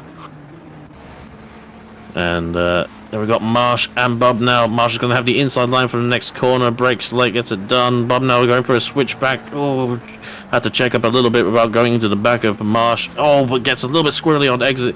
And there's Atkinson. I should, that wasn't Lemonman, that was Atkinson before. It gets him and Rondinella as well. So great drive from Atkinson so far. Yeah, round the outside. Rondinella was looking excuse me, on Bub now. He tried to get through on him but couldn't quite get it done. And maybe this is Spinazzi behind as well, is wanting to get involved after coming from the back of the grid from the start of race 2. You see, I think Bub now is just going to try and reduce the damage here in his position. He's got at least a P5 with Atkinson getting past. And Rondinella needs to defend here from Spinazzi, because I don't think Spinazzi is going to hold this one lightly. He's trying to make up the positions lost, and just holding up Piper's the one that's probably in the back, in the hot seat here. And Sakanius also behind has a penalty. So a couple of penalties. We can see McCulley's also just gotten a drive-through for track limits. So a couple of drive-throughs for track limits certainly coming in this one. Didn't really see that in the first race, but drivers trying to push for some better results in the second race after the first one. McDonald's near Buscovas at the moment as well, so it might be a little bit of battle looming. Atkinson trying to hold on with Marsh. 10.5 gap between P3 and 4, so you'd think the podium's pretty set at this point. Kumar's looking pretty locked in for that win at this point in time. Rondinella's just in a bit of a nasty spot. He's got 2 cars behind that have a hilariously good top end speed, so we'll have to see how he holds this one. You'll see that Audi start to catch pretty quickly. Mustang as well. I would dare say Spinazzi might stick the nose out, was what I was thinking. Just to let Rondinella know he's there. He's not looking for anything at the moment. He might wait for Rondinella to start battling with Bub now, and then look to try and get something done maybe. But all holding on nicely at the moment. Piper's giving that Mustang a good run for its money at the moment. Oh, there's more drive-throughs coming through. Lammerman and Wells. Where did all this come from? I think, drivers got a little bit, track limits, definitely. And I think everyone's gone, we were one race under the belt. People, maybe feeling a little bit more confident. And I think that's when you, in particular, find a lot of drive-throughs coming. It's like, you think you own it. You think you're the big man. You feel like you got it under your control, and then it's a little bit like you ask your kickboxing master, like, go on, give us your best shot, and he takes your head off. Did see that. Yeah, someone with meatball flag, whether they haven't got their lights on sufficiently or whether it's just a spectator bug, potentially as well, because lights not always synchronized. And the thing Spinazzi, he's definitely quicker than Rondinella, but he's just, he's probably not wanting to fall afoul of the stewards, if anything, I dare say. And I don't think anyone intends to, but yes, maybe trying to keep things a bit cleaner this race, unlike the end of the last one. But yes, it's a little bit tricky right now. The Aston Martins have, we praise the speed of the Ford Mustangs, but the Astons have actually proven quite good and down the straights. Once that turbo does start spinning, it does go quite considerably. Absolutely. Holds its own when it gets on that turbo. Spinazzi really just holding on to the back. This is going to be really close to Bob now. Bob now's going to be in trouble. As we see, McDonald's also in trouble a little bit here. We don't know where to look. There's so much going on. A little bit more. You could look at about 3 different battles at the moment. Here you go. Rondinello outside of Bub now. Spinazzi's got a prime view of this. Bub now's not probably going to give too much room. Still, I think Rondinella's just, not been able to get that one done. Oh, there's a bit of a tap. Oh, he was looking for it. Not sure how that went to Spinazzi. Oh, that was a questionable one. Oh, Piper's just goes Piper as from well. That rejoin as well. What on earth were we seeing? Had that one taken. So we're going to come on to, again, it's close whether it's going to be 1 or 2 more laps, but we'll see how that one comes out. And Bub now's the big loser out of that one. Lost, 2 or 3 positions there. That's he's absolutely been mugged at 2 right there. So I reckon the stewards will just take a quick look at that one and see what comes of that. But that was certainly I don't even know what. I don't even know where that started. No, one bump into a rejoin that caused other issues. Piper almost span. Just don't really know, but what an effort from Spinazzi. He's going to inherit P5 here, and we miss McDonald making a mistake and Bus was going through. How did that happen? Is things. Yes, Buscovas has gone ahead into P2, the GTR, ahead of T-Mac, and wow, not sure where to look. Kudos to Benjamin Piper, though, recovering from that early spin, getting up into P7 so far. I dare say going to be P6 with Atkinson's penalty. Not sure we did praise Atkinson, whether he had that penalty before or after, we're not too certain, but I wouldn't be surprised if I gave him that curse. Rondinella now gets a 10-second penalty for causing a collision on lap 13. So, now that was literally what we just saw. So. Yeah, and he goes wide as well. Yeah, they're probably getting that in for that one live. Oh, Buskovich has made a mistake. Hello, McDonald's looking for something here. What's he going to do? Switch back. I sense it. Yep, there seconds. It was. They're going to go side by side. Another lap. I reckon we do have another lap. Oh! There wasn't much Buskovich. Never ending to the drama. Yeah, that is not ideal for Buskovich, but they will continue on. 15 seconds. I think we're just going to sneak in another lap here. We'll see where the timer hits. I have come across a line before with 0:0:0:0 left and gone another lap, and I reckon that's what he's about to do here. Oh, he's waited. Oh, he slowed. Oh, that's... Well done to Harsh Kumar. Well done. Yeah, that's smart play. He didn't want to do that another lap. McDonald takes P2, Bliskovas P3, Marsh gonna come across with a Pro-Am win, and P4. Well done, Marsh. Atkinson, had he not had that penalty, that would have just been a fantastic race for him. Just unfortunately got that one, so P5, it's going to drop a long way down. Spinazzi's going to inherit that for P6 into P5. Piper there. Rondinella's got that penalty. Bub now, Cook, Sakaniasheri, they've got penalties, those two. Lim's going to come across after a good race there. Didn't do the best in race 1, but that's a great recovery for a Pro-Am podium, almost. No, it will be podium because Sakanias has that penalty. King comes across the line. Bishop, Taylor, rough race for him with that drive-through. P17, he's going to go and put it straight into the wall by the looks of things. And all these drivers coming across the line. You can see Wells in the pits with that drive-through, was going to try and serve it, but can't do much about that one. I think they've actually parked it, unfortunately, by the looks of those things. Cranich comes across line P21, Winton P22, Marsh, Lyman and McCulley are also going to come across line. Here's Marshy, just struggled a little bit, poor old Marshy, but he's pulled that one out. Labman's got a lot of damage there, so a rough one for him as well. McCulley's gotten through just at the last few moments as we come across the line to finish split yellow here for round 1 at COTA. Yeah. We've had a little bit of everything with the race. We had some nice sunshine, bit of a sunset, but filled with a bunch of carnage, some incidents, and some very exciting racing. Looking forward to the next 3 races that we've got this round here at OOR. Yep, we'll have split green right after this, and don't go anywhere. And yes, keeping an eye on whether there's any last-minute penalties. But for race 2, I should say, we'll go for okay, so we can do race 1. Why not? So race 1, the top 10 of race 1. We'll go for the classification. So it'll be Chris Taylor in the silver class car is taking out the overall win, followed by McDonald and Spinazzi for the overall. For silver class, the aforementioned Chris Taylor the pro, followed by Piper and Rondinella for silver class. Pro-Am held up by Brownette, Marsh, and Wells in the triple Ferraris. And for the AM class, McCulley, Laminin, and Davey make up the top 3 AMs for race 1. Race 2 was headed up by Harsh Kumar in the silver class car. We've had 2 silver overall winners today. That says a lot.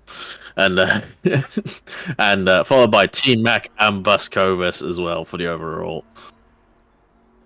Silver, Kumar and Buskovas, followed by Piper as well for the top 3. Pro-Am will be Marsh, Atkinson, and Lim. And for Am, Davey, Cranich, and Winton.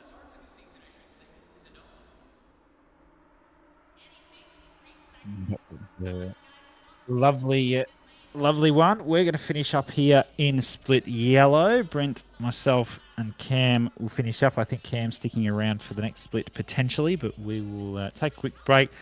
And we'll be back with Alexis Bowen, Jean-Pierre Sneakers, and possibly Cam if he wants to stay around and have a party.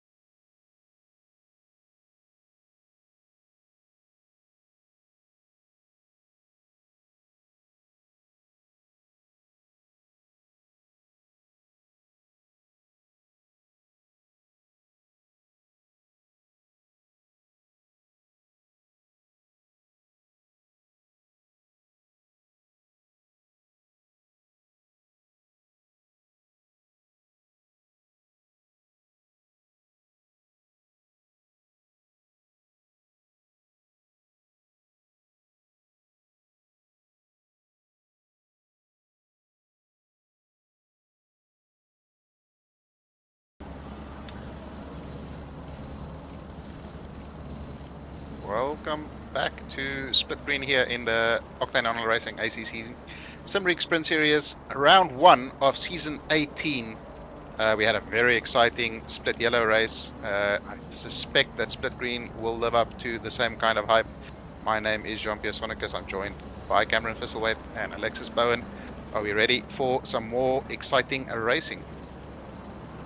Are we ever? Oh, it's great to be back in the commentary box for what is season 18 of the Sprint Series. I can't believe the Sprint Series is finally able to drink.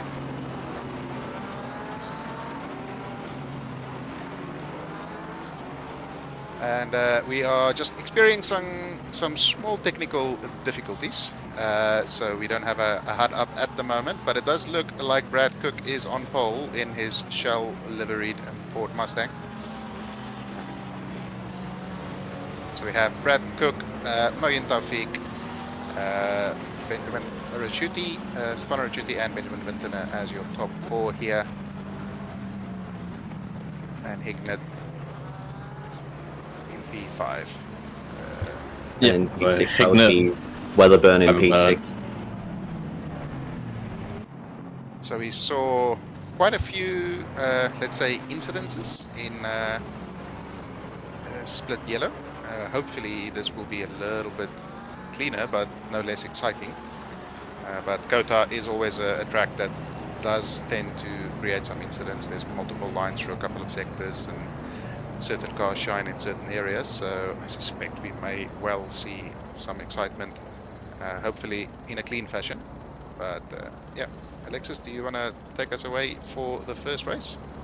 I will certainly try. So we've got the Shell car that is Cook, then we've got the Ferrari there on the outside. There'll be Taufik, got BMW, Lambo, Ford and Aston Martin there. We'll come up to the line and we'll get underway very, very soon as the drivers run down the start-finish straight. It's very, very close there from Mr. Hignett on the Lamborghini there. Might need a... There we go. And we are underway. Cook, Taufik, Rachuti, Vintner, Hignett, Weatherburn, your top 6. The background is a few 3 wides, but it's a very, very good start there from Brad Cook. But Taufik tries to go around the outside, just stays on the road there and has to back out of it. So Cook is well away, side by side there between Vintner and another driver there in the Lamborghini. Is on board now with McAdam in the Bentley side by side with the Porsche 3. This is always going to be very, very tight. That's Damiano on the inside now. That turns to the outside. And does McAdam hold it, or will Turcolini dive it up the inside into turn 6, I believe that is. Now, still side by side, but McAdam manages to get the position there just behind the Shell V-Power Mustang of King. So looks like it was a pre-clean start, though. In the background, that's a car around, and the 118 has just spun around. As I've said, that it was a nice clean start, and that is Tristan Digby in the Lexus. Yep, quite unfortunate, but relatively, I want to say a relatively clean start, but we've still got half a lap to go. I did see Hignett into the back of Rachuti's Lamborghini. We might see a penalty on that one if there was numbers called, but Hignett here looking at the back of Yoda, not able to get it done, and falls back into line in the what was, I believe, a Pit Viper Aston Martin. Not sure what it is now. It's the Aston Martin from a Pit Viper driver. It's just a bit of an eclectic design, as we see a big yellow flag there at the I think Barker's in that. Saw the 13. There. Will we get a safety car? We saw a very late safety car in split yellow. Doesn't appear to be one at the moment. Seems that, yes, the 13 of Barker was the only one that was left in that after they all sort of got through. So I think the drivers will get through without a safety car needed after this first lap, with Cook leading the way still from Taufik, Rachuti, Vintner and Weatherburn, your top 5. Yep. Just a reminder, there's 2 30-minute races, and the top 10 of this race will make up the reverse top 10 for starting grid for race 2 as well, as we go into the dusk for race 2. But here in the bright, normal sort of midday, probably best possible, highest possible temps that we'll have for the whole weekend of 32 on track as well. And definitely start to cool down, but optimum track as well. So everyone's really sending it a little bit. And Ben Wittner in the BMW for Super King slow, going well so far behind Raschuti. Oh, let's go to Weberburn into the wall. It was Wellerburn. Just I'm gonna blame JC for that one. Yep. I was about to say the exact same thing. He's just come in and praised Yoda for being in P5, and he's dropped to P10 after that. So I guess we'll see what happened there a little bit later once we can get a replay. I saw Hignett was very close behind. I'm not sure if that was a two-person incident or Yoda just had a big old moment. But yeah, Brad Cook at the moment leading at the front. Taufik keeping him very, very honest, and Rajuti dropped off a little bit. He's under a little bit of pressure from Vintner. Weatherburn, of course, has dropped now to, what would it be, P10, I think. And then we have Hignett in P5 with Graham Hill, Zuhaili, McAdam, King, and Weatherburn rounding out the top 10 for now. 2 Bentleys in the top 10. You love to see it. Absolutely. Always good to see the Bentley doing well as Weatherburn now tries to shape up a move here on King to the inside, but can't find the room. But King does go quite wide in the Shell V power car. What a beautiful livery that is, but Weatherburn has to back out. So for now, King will hold on to what I think is P9. I'm not sure where Weatherburn's position on the bottom right was correct. I think he is P10 based on what the leaderboard says. So we get a replay here. Yoda right behind Vintner. And then Hignett carries a lot more speed through there. And is it going to be a little tap? Yeah, Ooh. It's just a very... such a small tap, but it's enough to put Weatherburn into the wall and probably get some profanity from him. But luckily it won't be too much damage, I don't think. And Harsh Kumar in chat with his first win in Sprint Series. Great stuff, Harsh. That was a great drive. Looked pretty much indomitable at the front there once you got clear. And some tactical driving, as he said there on the final lap. He was free track warnings for the last 10 minutes, so he put himself out of the stressful situation there. But yeah, that is a thing that we saw come up quite a bit in Split Yellow, and I'm sure it will here as well, is track limits. Such a easy track to get the warnings and to rack them up very quickly into a drive-through. And what are your thoughts, your feelings on COTA as a track? It is certainly one of the race tracks of all time, I'd say. It can be all right at times, but at the same time, it's just another one of those tilkodromes, especially in these sorts of cars. It doesn't tend to produce the best of races, but you can get quite a bit of carnage, and as you said, track limits is all the more important around here. Can I refer you to Split Yellow race for saying not best race? Well, in that scenario, you do have that reverse grid come into effect, so you're always going to get reasonable races in those ones, but when you have a more conventional lights to flag race, it can be a little bit more of a warfest. But I'm not saying that you don't get great racing around here. You can still get some really good racing around here. It's just not as common as some other tracks in the game.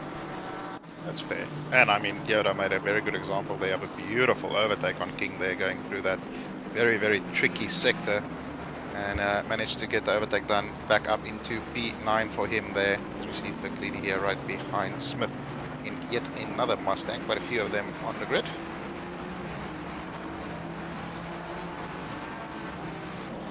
I don't think the Porsche is really in a position to have the straight line speed to overtake a Mustang, so you'll have to create something quite special going through the S's there. And it's going to be interesting to see if Yoda should have the pace, hopefully, to catch back up to Zuhaili and McAdam ahead. And we saw Conan in chat saying Zuhaili's Bentley livery is stacks. So if we can at some stage just have a look at it, that would be very nice. And Ferox, your feelings on COTA as a racetrack? Not suitable for broadcast. Okay, so you're that excited about it. Yes, I am not. I'm glad I'm not sure if it's better or worse to commentate first and then race, or whether it's better to race and then commentate over this track. But yes, I won't be enjoying it. I don't think. I think I'd rather be on my own around instead of around other people, because it's I think it's a bit like Paul Ricard. It's not really a lot of people's favorite tracks, so everyone kind of drives it with a little bit of trepidation somewhat, and means everyone kind of has a different braking zone. As you see the BMW up the inside opportunity, but not able to get the pass done. And as the fight is now on for P3 and bringing Hignett back into the fight as well in the Aston Martin in P5. But yes, everyone's kind of got a little bit of different lines, especially with the difference between the sort of more aero advantage cars versus the sort of more faster ones in the straight line. I'm driving the McLaren for the season. It's so good, particularly around this corner. It's I don't think it's godly around this corner, but there's definitely struggles in other parts of the track, and it means it's quite hard to follow, to say the least. Yeah, it is quite tricky. A couple of especially through the S's, it's very, very tricky to stick close to the car ahead, and then that quadruple right-hander, also a very tricky one to stick close behind the car. But Taufik is doing a good job of sticking with Brad Cook, and if I recall correctly, Cook was second or third in the championship last season. Of course, we had Connor Hine that absolutely annihilated the field, but he is not racing this season. So Cook no slouch, and he's proving that yet again. But Taufik right there, keeping him honest and duty under all sorts of pressure from Vinton, and we saw the attempted move on that previous lap and couldn't quite pull it off. But in the process, they have brought quite a few other cars into that battle, including Vinton and Hignett. Both of them very, very competitive sprint drivers. Hignett, another one who was a championship contender the last couple of seasons as well. Although he may be looking at a penalty in this race after that lap 1 or what was lap 2 incident with Weatherburn. But at the moment, of course, don't forget, second race is a reverse grid top 10, and currently that is Mr. King in P10 sitting on reverse grid pole. Yep, Vintner with a little bit of a shallow line into the turn 11, which meant he's compromised his exit a little bit, and hitting Hignett's right there. I think he's still got a nose alongside the rear wheels of the BMW. He sends it up the inside, but is it going to be enough? As I think Vintner was maybe a little bit deep. I don't think he was necessarily forced off, and still going side by side though into turn 13 and through 14 as well. No one breaking traction so far, but surely going to be done here for Hignett with the inside line for the ever so tight turn 16. Yeah, good move from Hignett. Built up on the exit that he managed to get out of 11, as he said. Yeah, Vintner running that slightly shallower line, wasn't quite able to get on the throttle as early as he would have liked, and Hignett saw that, capitalized, and was able to get the move done eventually into turn 15. So nicely done. Yeah, we've seen on. Sorry, Pete, go on. Okay, now if we start looking at some of the other classes, there we see John Carter there in P11. A 22 car. He is last season I should say, Pro-Am champion, and he is proving yet again to be off to a very, very strong start here, running quite a few positions ahead of the next Pro-Am car. And then in P15 we have Pascal Armstrong, which is a name I've seen in the practice server quite a lot, but I can't recall ever seeing them in a race in OR, so I'm not sure if it's on debut, but putting in a very good performance in that AM class, running in P15 and about 5 positions ahead of the next best AM car. Yeah, nice going so far by Alex Pascal Armstrong, and the Nevermind or NVM Lamborghini. Another update in the AM class earlier on this race. We had the 121 of Austin in the Aston Martin return to pits as Zahili gets a drive-through penalty. 11 minutes and 30 seconds. That beats split yellow, I think. Yeah, but I mean, we've seen much quicker ones than that. I don't know if anybody watched the Mazzano 8-hour, but a pure masterclass in getting drive-throughs was put on. For a solid 8 hours, the consistency was just impeccable.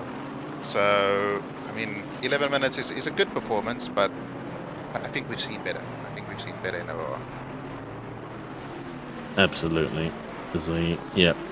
Pascal Armstrong doing a great job as we try to curse him by giving him so much camera time and praise. As we go up to Graham Hill in the Mosaic Motorsport sprint car, doing a good job in the Ferrari, second Ferrari on the grid. I was going to say, we did have last season, this split was won by Connor Hine, but it was followed up in P2 and 3 by Taufik and Cook. And I think Cook, we saw, if I recall last season, he had a little bit of a slow start, adjusting to the Mustang, we've seen him in a Porsche-shaped machine for a long time, and I think he's found his foothold in this Mustang, and it could be enough, a good start for this championship bid for this season 18. Echo what you're saying before, Alexis. Yeah, season 18. It's how time flies. They grow up so fast. Definitely. I mean, I remember racing in the series back starting out in season 2, I believe, and ever since then it's just kept growing and growing and growing into what it is now, which is just unbelievable to think. And yeah, as you say, out front, Cook is doing a fantastic job in that Mustang. Before, Taufik was sort of close within a second, but now that gap stretched out to 1.7, so Cook just starting to exercise his domination over this one. Yeah, quite a few drivers who were in this split, or not necessarily changing drivers, as Graham Hill's looking to cover off the Bentley after getting a bad run up the last corner. But as much as you try and cover him off, it's day done, and the Bentley's up on the inside, and dare say, wonder if it'll have the ponies down the straight to pull away, and looking so far as the Ferrari has to tuck in to the slipstream. Yeah, the Bentley certainly has about a 3 or 4 kilometer advantage on the straight over the Ferrari. But the Bentley is also about 3 to 4 kilometers down on the Aston and the Mustang. And I'm not sure on the BMW actually. I think the BMW is quite similar to the Bentley. So a couple of cars here really affected by a lack of straight line speed. The Ferrari, the Lamborghini and the Porsche are certainly not going to be driving past anybody on that long straight. But if they can get a good exit out of the hairpin, they should be able to defend in most cases. Of course, there we saw he got a poor exit out of the hairpin, and that allowed McAdam to get the overtake done there. I think you could add McLaren to that list as well, based on the races we had the other night, and which didn't even have the BOP applied. So it did feel, I got my own back on some of my GTR medicine I've been dishing out for the last few seasons. As, now I know what it feels like, and it's not a great feeling. Well, I recall 2 seasons ago when we were here without the BOP, but I was in the car 13 stop go penalty for causing a that is Parker. So normal for resumes in 2018. But 2 seasons ago, during the race here, I was in the McLaren, and the BMW ahead of me would pull 210s while I was in tow down the straight. So yeah, it's not a great feeling, but they do have strengths that help them in other sectors. So yeah, through these corners, the McLaren feels mighty. Yeah, and then that second last corner, or the third last corner, the very long right-hander, the Mustang or the McLaren is beautiful through there as well. So it ebbs and flows through the lap, but it is very difficult to overtake when you're in one of the sort of disadvantaged cars. But we see Cookie still pulling quite a gap on Taufik at the front, 2.2 seconds now. Ricciuti has started to sort of settle down a little bit with Hignett getting past Vintner, and Hignett not really putting the pressure on Ricciuti. He's been able to just settle down a little bit. McAdam, Vintner and Hill fairly close to each other there as well. And Yoda on his recovery drive is up into P8 now, 3.9 seconds. Is he closing the gap when the time updates? 3.7, so he is closing the gap. So let's see, it's only 13 minutes, it's a very short race, so not that much time to recover, but he is still within the top 10, and he's currently sitting P3 for our reverse grid positions for race 2. Although we do have Purcell there in P11 closing the gap on COTA in that Ferrari, but as we were just discussing about top line speed, Ferrari versus Aston, it's going to be very, very tricky for him to get into position for reverse grid pole.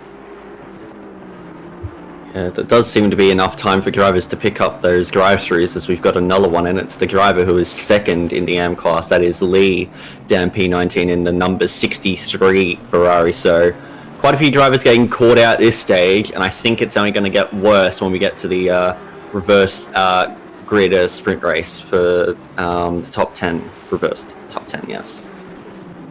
Adam here looking really quick. Like I was going to say, Vintner's not exactly being dropped by Hignett, but McAdam, having gotten ahead of the Ferrari of Graham Hill, is right on the gearbox somewhat of the BMW ahead of him, and looking really strong from McAdam as well. I'm not too familiar with him from the Sprint Series, where he's one of the more newer additions.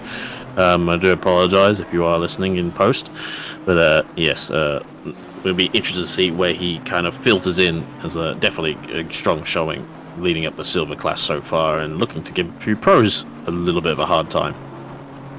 Yeah, I haven't seen him race before as such, but I've seen him in the practice server the last couple of weeks, and the best lap that I saw him do was a 2:05.3, and anybody who's lapped at COTA knows that is a very, very fast time. So he's certainly no slouch, and I mean, Vinton and Hignett are both very fast drivers, and he is piling the pressure on.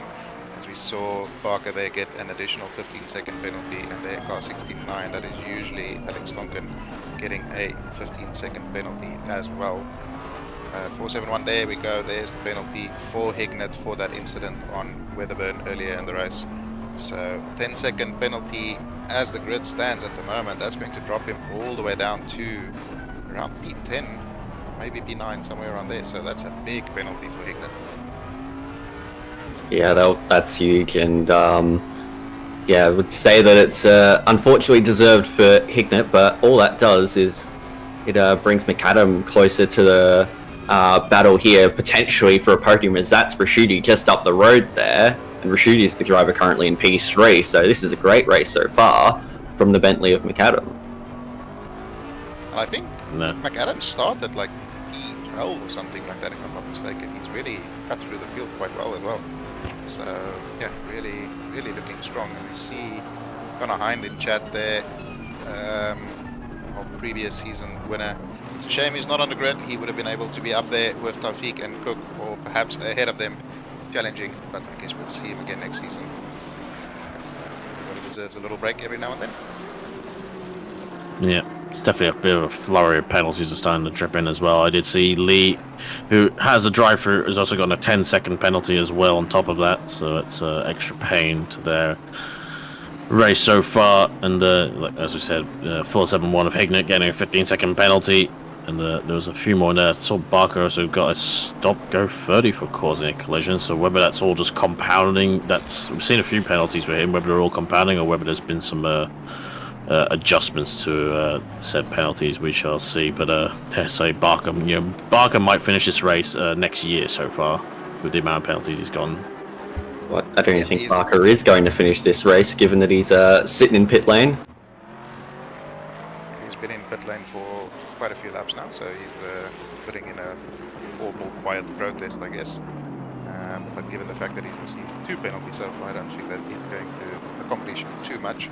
McAdam still piling the pressure on here. Hignett is closing up to the back of Ricciuti ever so slightly. That gap now 0.7 of a second. It was over a second a couple of laps ago. Vintner within half a second. McAdam within half a second. This little gaggle of cars here should surely kick off any time now. As we see pending penalties there for car 13 have been cleared.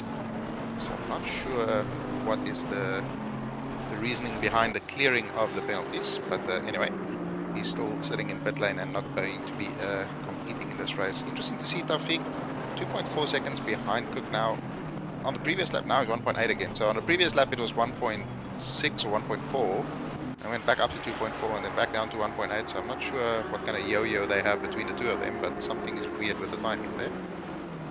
Yeah, some interesting magnets that they've got attached to their cars. Maybe they're swapping between the positive and negative terminals, but either way, we'll carry on with this race. We've got 8.5 minutes to go in this one, and it's starting to heat up for the battle for the top 4. Rashidi has broken away from Hignett a touch, and now it's a bit of a battle forming here between himself, Vintner, and McAdam, who continues to pile the pressure on the BMW driver, and that is Hignett going quite wide there, and Vintner had a little bit of a look, but wasn't able to do anything with it. You can tell that Hignett's just starting to struggle a bit now. The stop-go penalty has been reapplied, so he has rejoined the race. Okay. Maybe this is a master plan strategy this whole time, but we'll leave it there for David Barker, because I think he's got enough airtime to say the least. Yeah, maybe that's how you get. That's how we get you get us commentators to talk about certain drivers. You just get lots of penalties. And yeah, as McAdam here in the slipstream, going to the outside line on Vintner, and he brakes later. He is ahead. Will he get it stopped and before on the line? Look like he's done it. a great job What to a get it move. stopped, and around the outside as well for McAdam. Hopefully he retains it. Not too much of a switchback. I think Wittner will be looking there whether it'll be, he's going to go alongside, but it's just going to have the outside line for turn 16, and that's a tricky one to go around the outside, to say the least.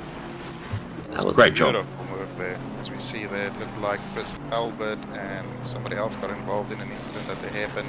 It looked like potentially car 7, which is not the code. But yeah, that was a fantastic move there by McAdam around the outside of that corner. It's not an easy place to hang it out, especially with those sleeping policemen sausages that love to get cars airborne on the exit there.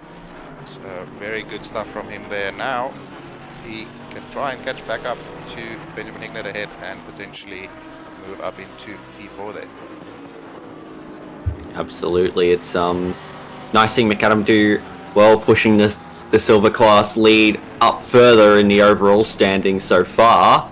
And yeah, he'll be looking to continue to fight towards the end of this race, but also into the next race as well, where if he stays where he is right now with Hignett's penalty, he would start P7 for the next race. Just out of interest for the next race, Tommy Purcell 3/10 behind John Carter there in P11 at the moment. Although with that 15-second penalty of Hignett, I think he might be. Yeah, it will drop him behind Purcell at this stage from my calculations. Yeah, I was going to point on that subject as well. Like it's very close between Purcell and Carter. Both drivers that kind of punched above their weight, I believe, in the last season, and in the Italian job Enduro series we had as well.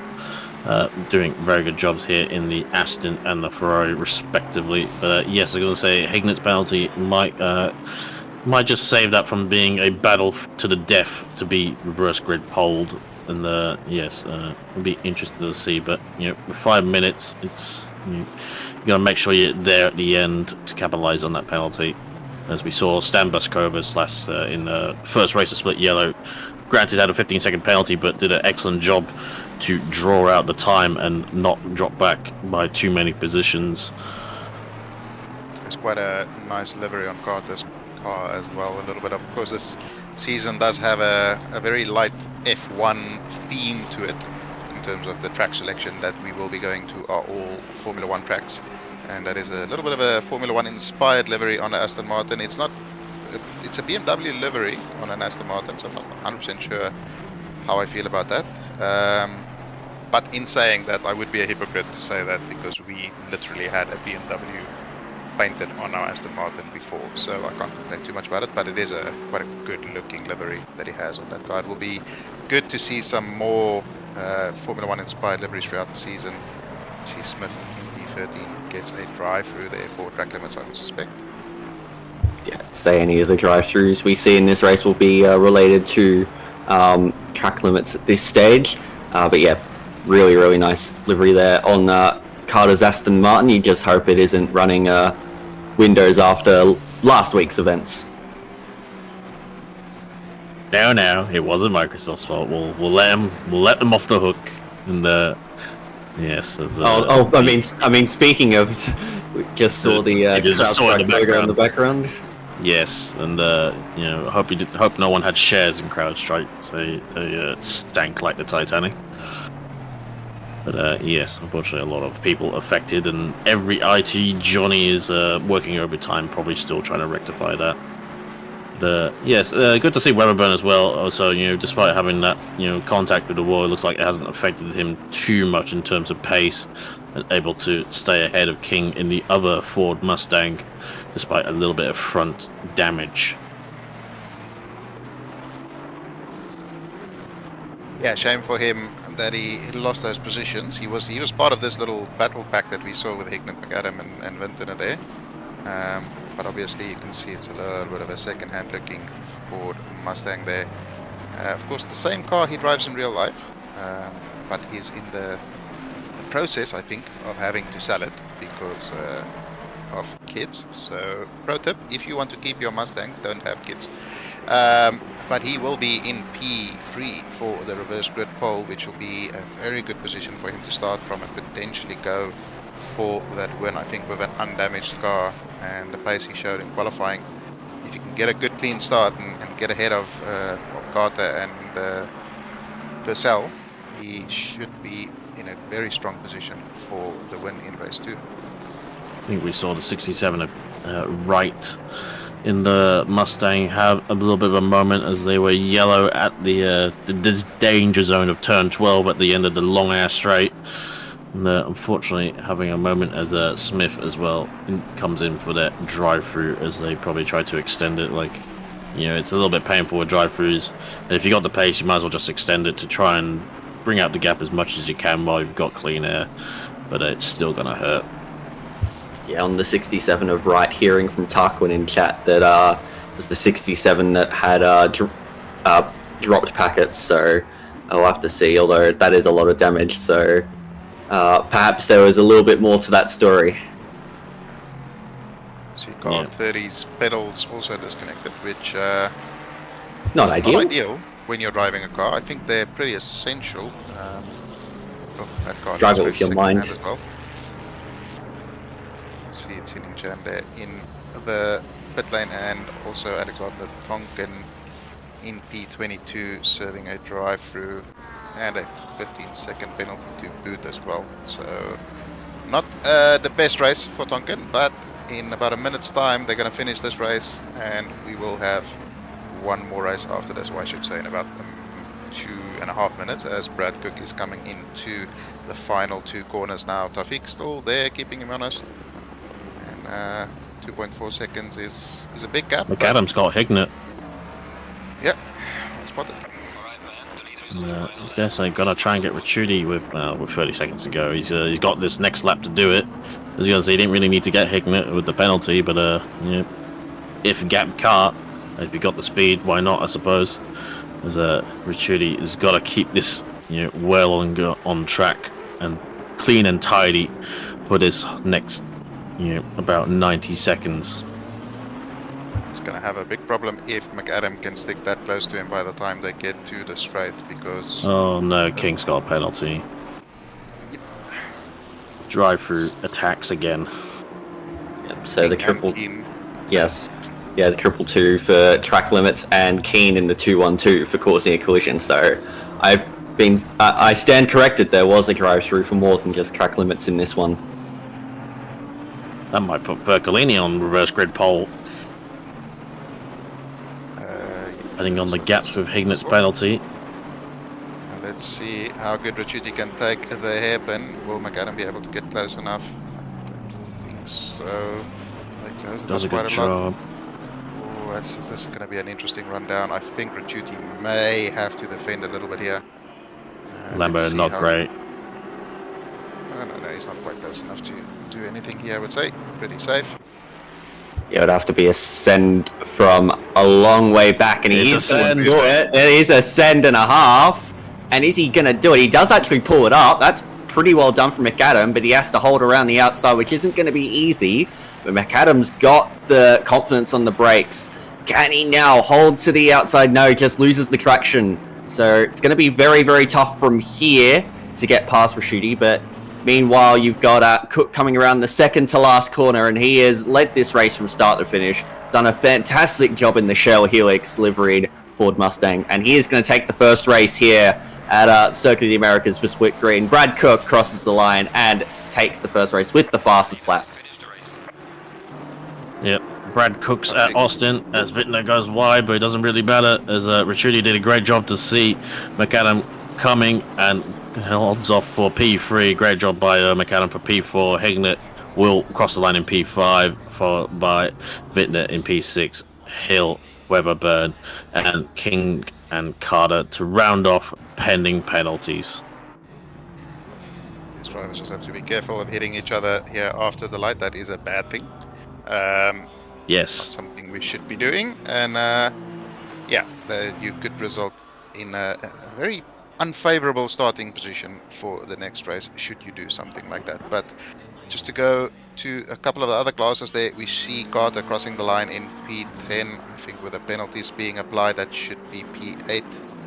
I think so. I'm not very good at math, but it does look like he should Yeah. be P8 then in the lead Pro-Am car. And then Pascal Armstrong there all the way up into P13. So great performance there from them as well. And then Stewie Matthews on return to the Sprint Series. Old man 64. He gets P3 in class, or P2 in class, I think, in the AM class. Yeah, P2 in class. That's very well done by Stewie Matthews there. Yeah, very thing pleased is, with that. he'll be very happy with that because he was literally there when the first car was built. So for him to still be able to put it on the podium in the AM class, he'll definitely be happy with that. Definitely. So we'll have a couple more drivers crossing the line. It'll be Tonkin, Foxtrot, Keen, and Beaton to cross the line. They're all going to come right in a row, and then we'll carry over to the next session.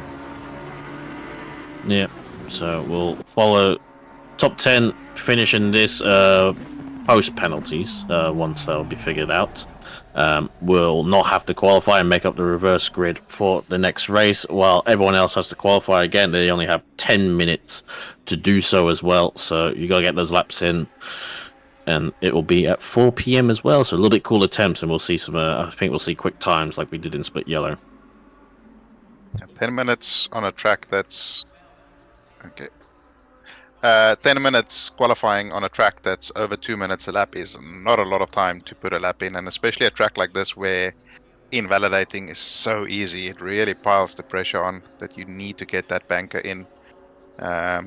So yeah, you very often see people who should be much further up the grid absolutely out of position just because of invalidating lap after lap and not getting that banker lap in early enough. It's very easy to do, but yeah, for the cool track conditions, they should have a little bit more grip around there. Now we'll have to see who managed to grab the reverse grid pole for this one, but we'll jump over to qualifying 2 now. The drivers who did not classify in the top 10 of that race will have to go out again and qualify to set P11 down. So Hignett is on pole, we're being told by Lucas Keys in chat, which sucks a little bit because he's in a very good position there to just drive away from those around him. Damiano robbed. Or, Justice for Furcovini. or, I'm not normally a conspiracy theorist, but perfectly planned by Hignett? Question mark. I mean, it might be the Giga Brain strat there from him to get on that reverse grid pole. Forced King to get the drive through to give him that P10 reverse grid pole. No, Exactly. The mind punt into a track limit 3T. It's pretty. It's the drivers Well, do you can head see out. his We car. will. He hasn't gone out yet so far, so we shall see. Yeah, there you go. Confirmation. Oh, just By for 2 Furcovini. seconds. So Yeah, I think we should blame King for that technically, because with his drive-through, he dropped himself way out of the pack, and he would have been ahead of Hignett then. But anyway, Hignett in prime position for a nice early win this season. If he can get a clean start, he will be starting next to Purcell on the front row. Yeah. So that's quite an interesting livery on Foxtrot's car there. It looks like a ice lolly. looks like it's still rendering.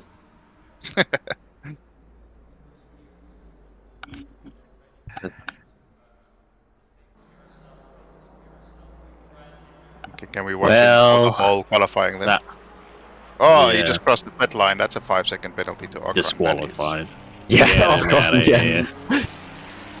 I mean, speaking of the Alpine, they have just revealed a special livery for the Belgian Grand Prix. It's a Deadpool and Wolverine livery. Completely It's actually different worth livery. looking at. It's a completely different livery to what they normally run. You Still see, not gonna make the car any you sat on that fence. You didn't answer that question. I'd say it's worth looking at because it's better than the lack of a Have you seen livery the that they Xbox normally run. controllers? Look up the Deadpool special Xbox controllers that have been going around. Oh God. At your own discretion. with safe search on. I see. When you need to put that qualifier in there, I'm not sure I'm going to be searching. Yeah, Thank you very much. I see what you It's mean by relevant that. for the pad drivers. That's how I'm going to shoehorn this in. That's For one pad way of drivers. shoehorning in, I guess. That livery actually looks quite nice, the Alpine livery. Does, I yeah. don't mind that. Again, It's it's a still lot not better going than to what make they the car any faster, so... It's a lot better than what they normally run. Well, it's not really... I mean, that Alpine is not the ugliest car on the livery, so... on the track, I would say. I think it's more carbon fiber than livery, but I suppose. Yeah, but carbon fiber looks fast, so at least the car can look fast while being P19 and P20. Yeah, absolutely. But we Surprised are Monster energy drinks. I'm not going to have an issue with those strict Tiger Claw marks. But anyway, we'll gloss over that. You see, Yes, let's see. yeah. Maybe there's about 2 kings in this split. Yeah. Yeah, a D King in the Aston and one in a Bentley. Not a Bentley. That's a Mustang. There's a Mustang. The big Ford badge means it's a Mustang. No, I thought it's you'd know not your you, supercars yeah. livery's a lot better there, Cam. Supercar liveries. Yeah. Wow, look at that BMW. Oh no, wait, sorry.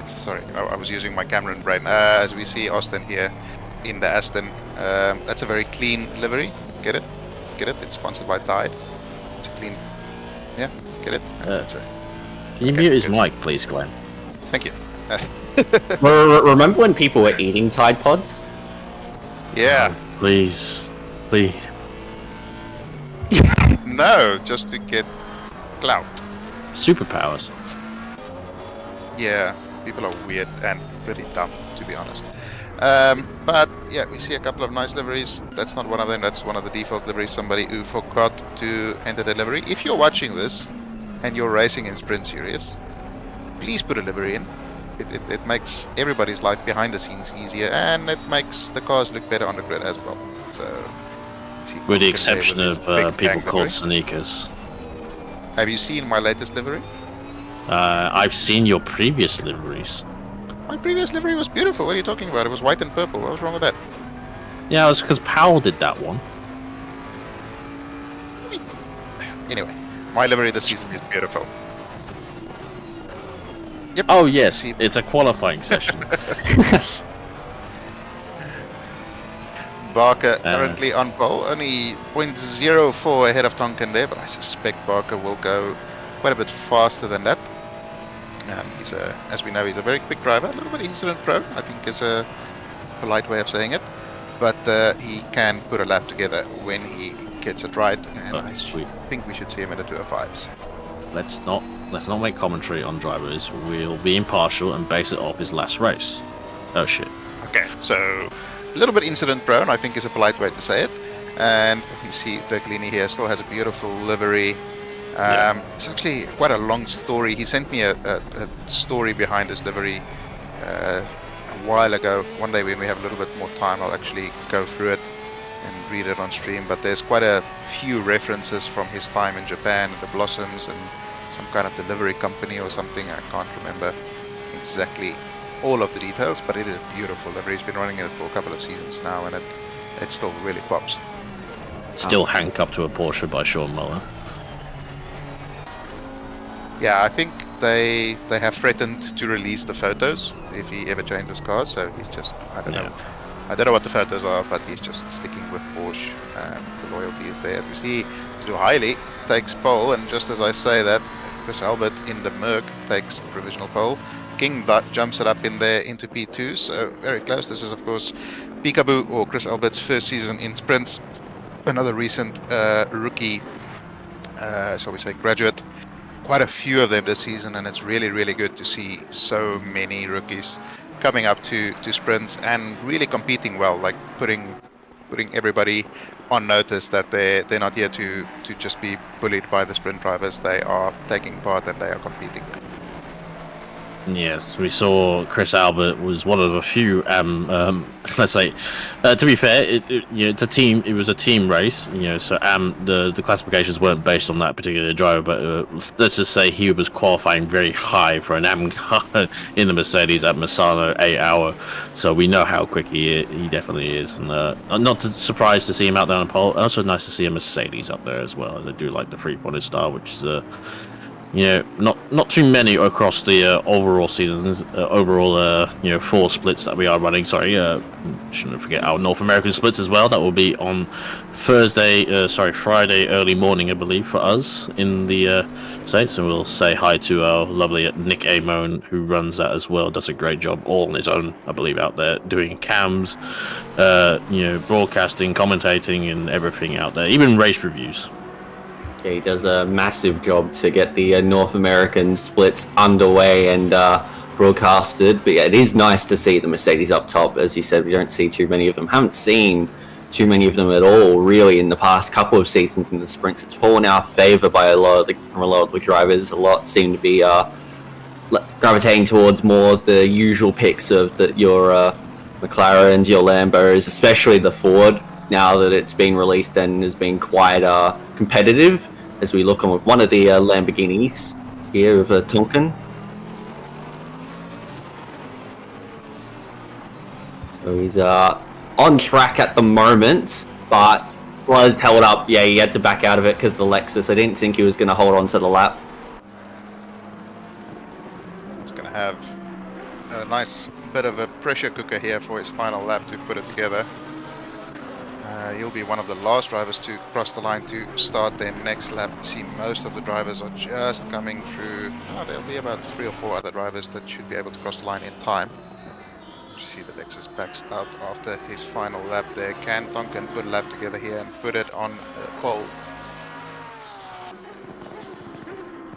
Nicely done from Damiano. He's up to second, but it's King who's gone into a 205.907. Damiano is the only early driver in the 205s at the moment. He's still got one more lap as we jump on with King in the Shell V-Power Mustang. Of course, we saw him running comfortably. He was running comfortably in the top 10 until he got a drive-through in the previous race. He's up 2.5 tenths here, so should he be able to get a clean final spec there? Not sure who's going to be able to match him. We will see Tonkin a little bit later throughout the lap if he's able to improve, and the Glini as well. But decent run through there, lost about a tenth through the hairpin, and he's very close to the Mustang ahead. Hopefully it won't affect him too much. Gained a bunch of time on entry there, lost all of it on the shallow entry. He's improving, but not by much. He doesn't need to improve to stay on pole unless anybody else improves. That Tonkin is up 0.3. He needs to be up by 0.331 to get that pole. Glenn just cursed him. So the broadcaster curse. Excellent job. And there goes all the time, and he's now in the red. And I don't think he's going to be going through the final bit. As there you go. King invalidates as he crosses the line. See what Turcolini has. Turcolini doesn't have anything at the moment. Can he find anything in the final few corners? Here's Tonkin. He won't find any more. Tonkin will have to be happy with P7, which will become P17 for the race, although he might just prove me wrong. No, Lewis is out of the final corner. So, just in case... Damiano did find time, but not quite enough. If Tonkin is wondering where to send his complaint email, it's glengermain@gmail.com. Seeing in chat also a question there from Savant. When is Lucas Keys racing? That's a good reminder that these are not your only races in the APAC region. Tomorrow we have 2 more splits, Split Blue and Split Red, same time as the races today. And there will be some more epic racing happening tomorrow. And then, of course, tomorrow evening American time, Friday morning Australian time. Time zones are messed up, but we do have the North American League as well. That'll be kicking off this week. So lots of racing to come. And it's going to be an exciting season, I think. A good selection of tracks and some very capable drivers, and we'll definitely see some good battles as the season progress for the championships. And yeah, looking forward to season 18 here. Absolutely. And just a note on that one. We were talking about how it was nice to see a few Mercedes in the splits as well. And I was having a count across all the splits. We have more Mercedes and more GTRs than we have BMWs. What? Yes, we have one more we have 7 GTRs across 4 splits, and we have 6 BMWs. I see. I think Well, everyone who liked the BMW just went Mustang. I think that's the problem. I mean, the BMW also, and I don't really want to bring this up, but BOP is a thing. And the BMW does get quite a lot of BOP at quite a few tracks. And the GTR is a little bit under bopped at a couple of tracks as well.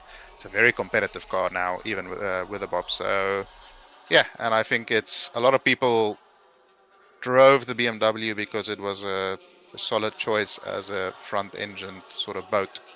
But now there's other choices that are feasible, and the BOP, of course, helps to bring all the cars closer to each other.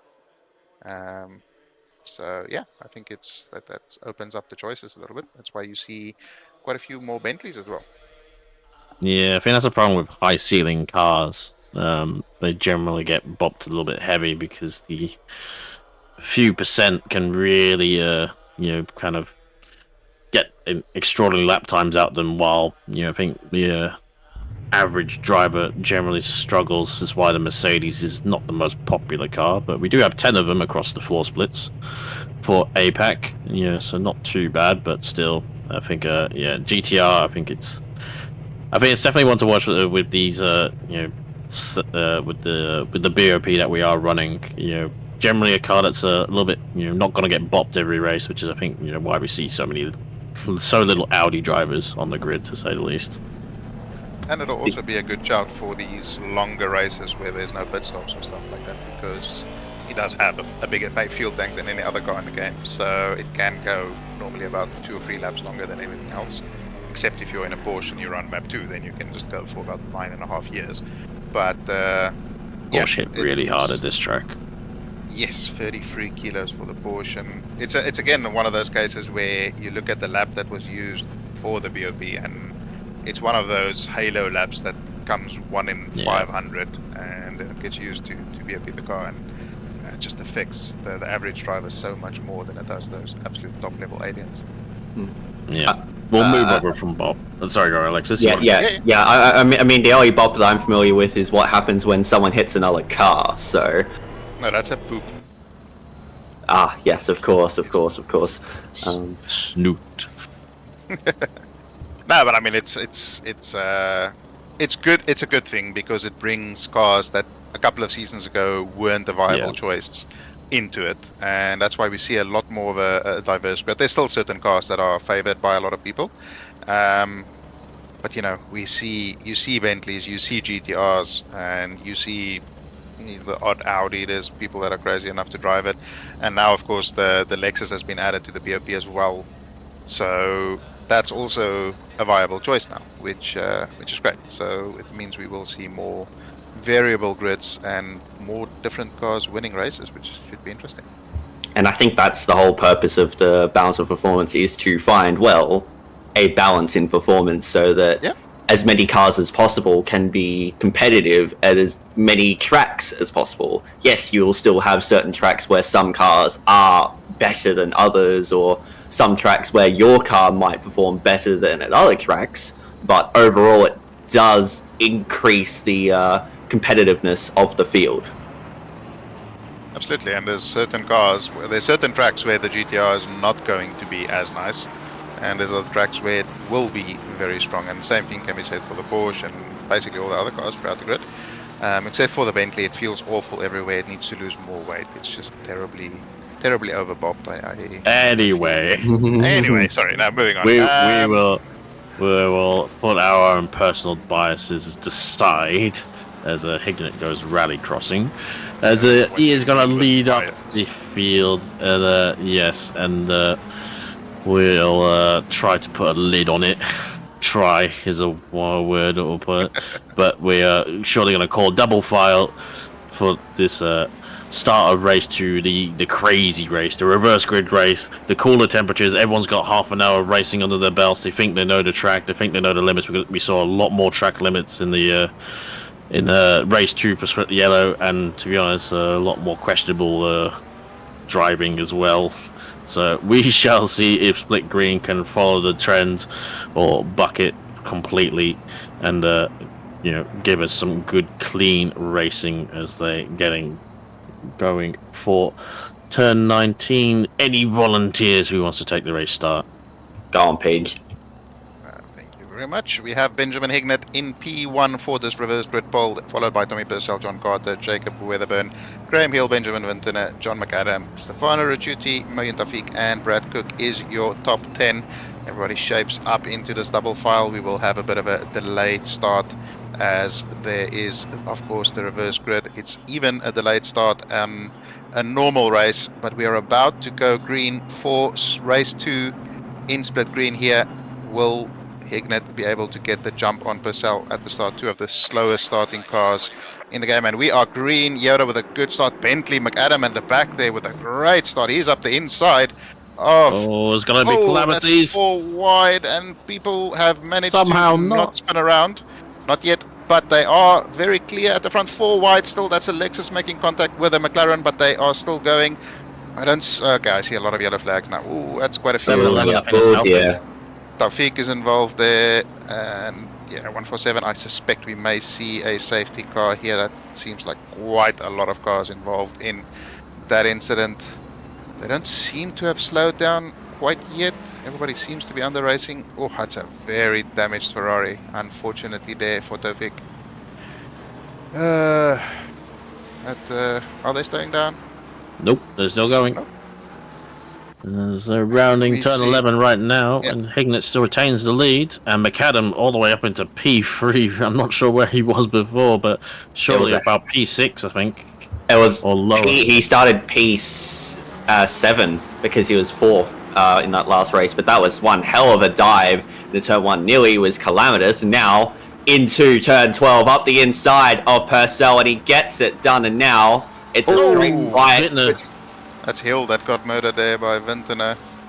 That's very unfortunate. But we saw in race 1, McAdam was able to get past Hignett on the track on pace alone. So Hignett is going to feel a lot of pressure here from McAdam.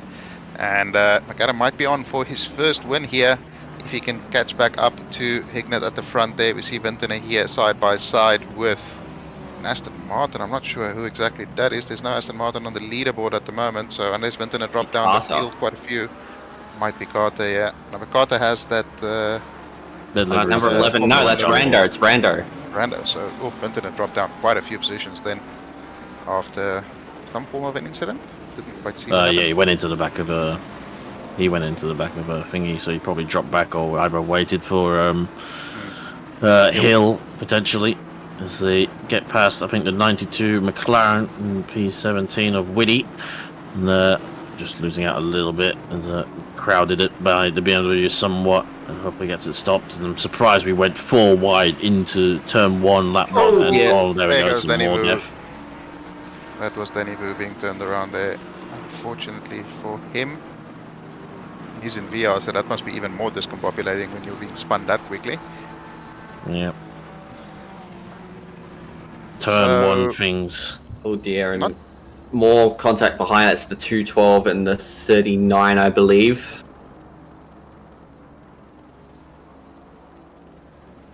So not a Yeah. much cleaner start than we saw in Split Yellow, unfortunately. Well, that's wide from McAdam. We'll get a clean exit at least and have the power probably to stay ahead of the Ferrari. Yeah, he won't be under too much pressure from Purcell there. Weatherburn still in a good position here to catch up and potentially overtake. We see a couple of more yellow flags at the back there. It looks like 118, that's Digby. That Lexus has been binged and bonged around the track so far tonight. McAdam is so good into the hairpin, so light on the brakes, and just pulls it up every single time. Got a real good touch on the brakes. Yeah. So we me see who is this in the Lamborghini. Must be Paulie trying for an overtake on Alexis. Yes, Good that is luck Paul. attempting that. It was hard on the outside, nearly going into the back of Digby. That, as you said, that Lexus has been pummeled around a bit, but Hard's still there in P26. Paulie dropping down the 20, staying in 27th. Now, what will Hard do up the inside into turn 15? This is always going to be tight through as it does narrow up on the exit, but that is a very nice move. Good hit. Yeah, we saw that. Yeah, he dropped all the way back. Some good heads-up driving by Digby as well there to allow the space for Hode on the inside and not get caught up on those bollards on the outside to bounce himself and potentially lose another position to Paulie there.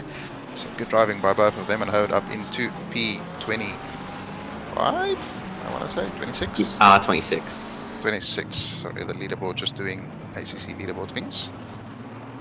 As usual. Yep. See Dylan Smith in chat. Pretty sure Dylan Smith was in this race earlier, wasn't he? Or he was in the previous bit.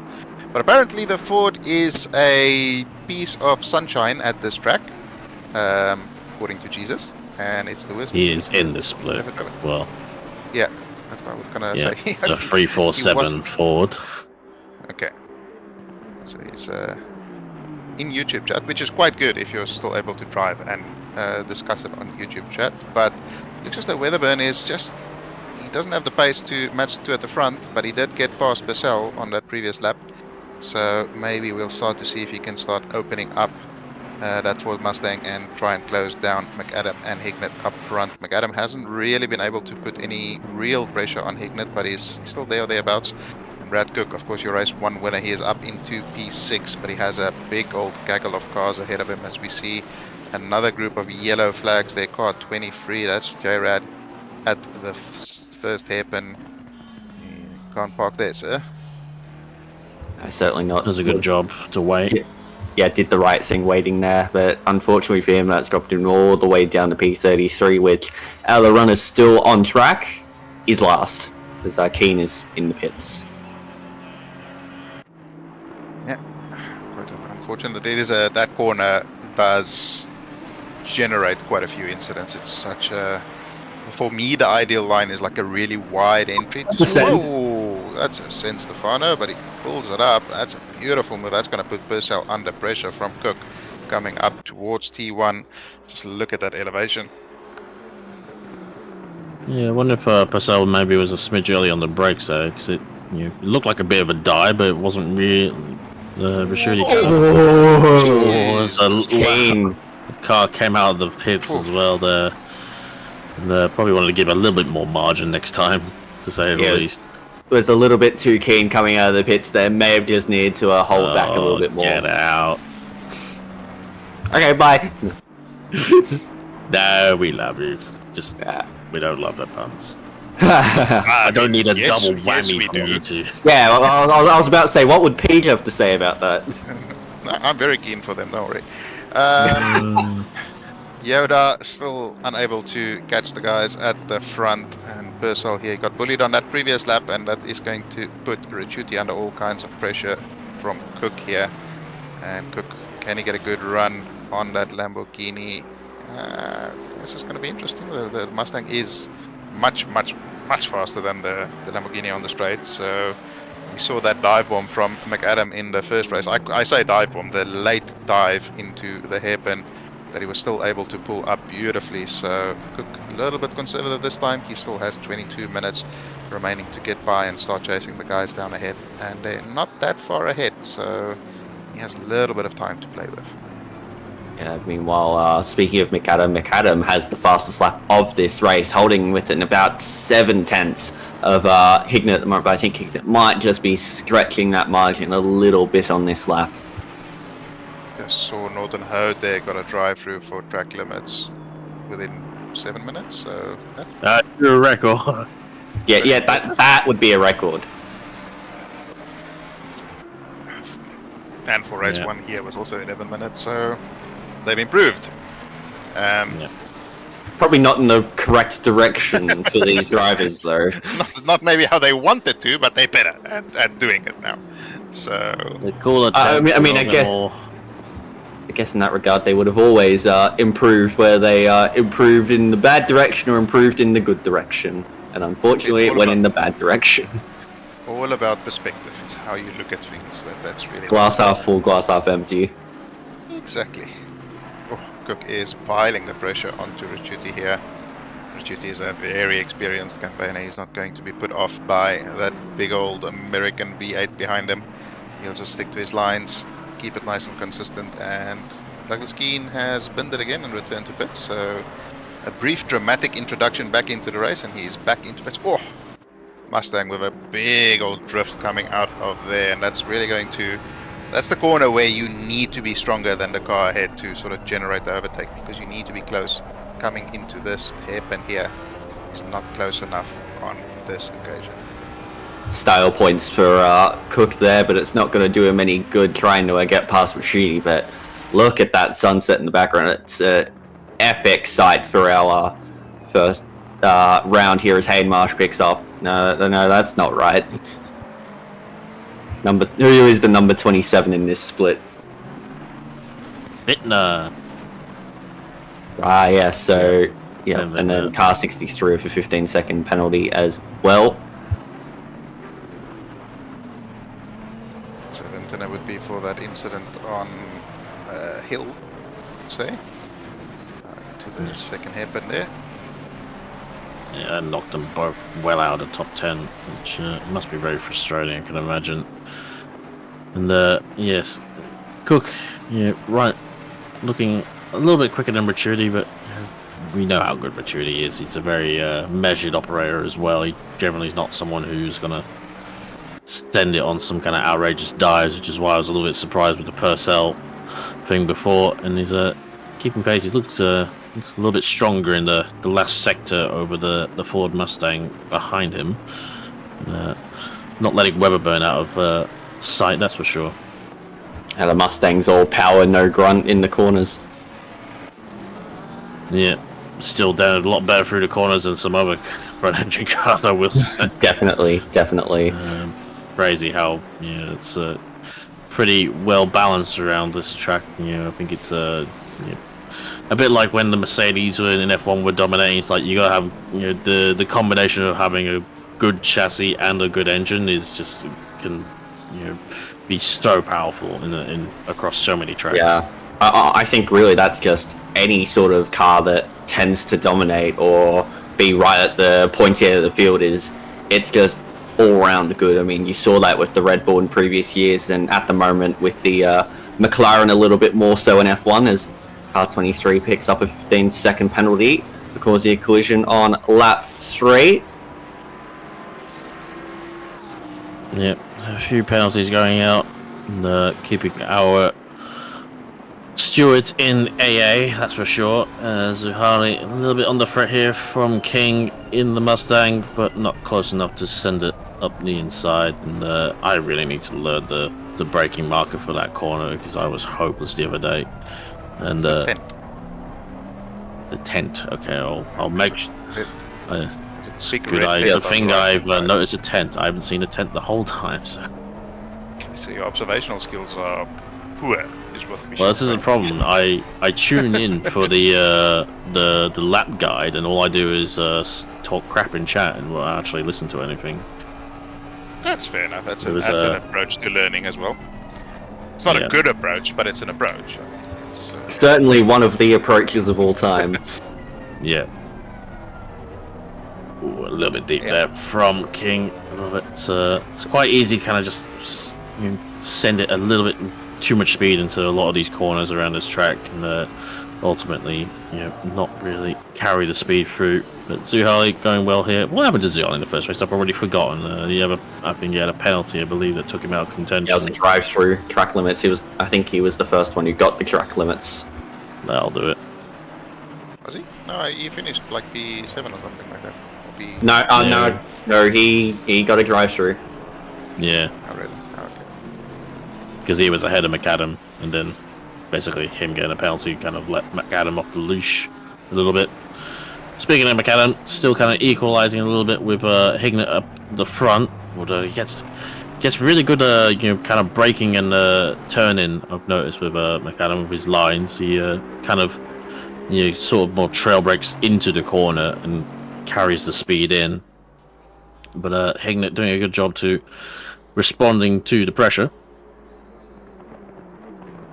Yeah, I mean Hignett's been here plenty of times. He's not too worried about that, and he's in the Aston Martin, which is a good straight line car, and it's very good in twisties as well. So McAdam will need to pile the pressure on and get a little bit closer to force a mistake out of Hignett here. But behind them, Weatherburn, he just doesn't have the pace to stick with these two. But he so far has the pace to keep Ricciuti honest, and Cook very, very close to Ricciuti, but yet unable to make a move. And Purcell has dropped off from the back of them quite quickly. And we see David Barker up into P7 so far. Turcolini in P8, Zuhaili P9, and King rounding out your top 10 at the moment. Tonkin, after a disappointing second qualifying performance and a very disappointing race one, is up into P11, so he's on a very good recovery in this race so far. You saw Tonkin do a pretty good job at Misano 8 hour in the McLaren, but has elected to stay in the Lamborghini along with Ricciuti. As Cook gets closer. Is he going to send it up the inside? He kind of does, but doesn't. It's a little bit weird with the camera angle we get, because a lot of drivers sometimes like to brake to the apex and some kind of like to stay on the outside, but it's off camera there as well, so it's many different lines into turn one. Yeah, and the fastest line is drifting it, which is not ideal. So yes. It's a very, very tricky corner to get right, but it's that magical sort of handbrake drift, and all of a sudden you gain 3/10 on your delta, and it's very difficult to repeat it consistently. But these guys are being very consistent so far. Ricciuti is fast enough where it matters, and that's enabling him to stay ahead of Cook so far.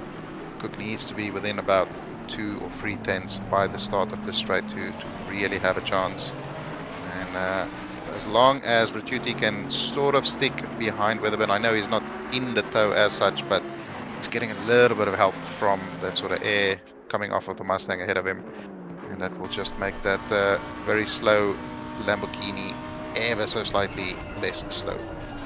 It's getting a really good run through that, like the acute corners before the straights as well, which is really helping him stay ahead down the straight. Because I think the Mustang's a little bit taily, as we're seeing appropriately shown on screen. We're getting its power down, and generally, not able. It's a little bit more mass to turn around, being front-engined as well, not helping things. But not doing too badly through this long right-hander, not really losing out too much to the Lamborghini. We know the Lamborghini is pretty good for downforce, but the Fords are equally, seems to be pretty well balanced as well. Coming up now to the last corner as well, and great driving from Ricciuti as well. So I kind of expected, maybe the Lamborghinis improved a little bit, because it used to be quite significantly bad on the straights. Yeah, I mean, it's. Go ahead. I was just about to say, you can see, especially through turn 11, that Ricciuti takes a slightly later apex that tries to maximize that exit speed, because he knows how crucial the run down the straight is to his chances of holding onto that P4. And right now, he's doing the exact job he needs to. Yeah, as you say, it gets a good enough run, and the Lambo is, I think it's 7 or 8 kilometers an hour slower down the straight, so it's a big deficit, but with that good run that he can get, and with the Mustang just struggling ever so slightly out of the corner, it appears, although to be honest, when I was following John in the Mustang, it got out of there just fine. So, he got a great run coming out of there. He's going to be very close this time around. This should be his best opportunity yet. If you can get a good run, runs a little bit wide there. As we see a GT for Lee and a 15-second penalty for Digby in the Lexus. So his race goes from bad to worse. Is Cook close enough? It doesn't appear to be so. Will he do Adamson? No, he's too far back. There's another case, Ricciuti did well not to react to how close he was getting into the corner, and still managed to kind of, Cook had to turn it. I think generally with the front engine cars, because they've got that mass at the front, they have to kind of brake to apex a little bit more. They turn it a little bit earlier, which generally compromises their exits. And when you got that sort of better rotation than the Lamborghini, take that wider line, which really helps him get power down the straight as well, with just the overall cleaner exit. See, McAdam has dropped off of Ignat a little bit now, so not sure if Ignat maybe had some damage from that hit in race 1. I don't think he would have carried much damage from that. It was very light contact. But his pace is certainly a little bit better this time around. Significant track reduction in track temp as well, might be just a little bit more favoured to the thing. But here comes Cook. It's getting closer, surely close enough now to have a sniff, and he goes up the inside, tries to close the door, and we're not sure what happened. There's contact as well, and Retrudy is off the track. Okay, right, we have some technical difficulties. Glenn has frozen. Not Glenn specifically, the hardware has frozen, so this is the camera. Okay, so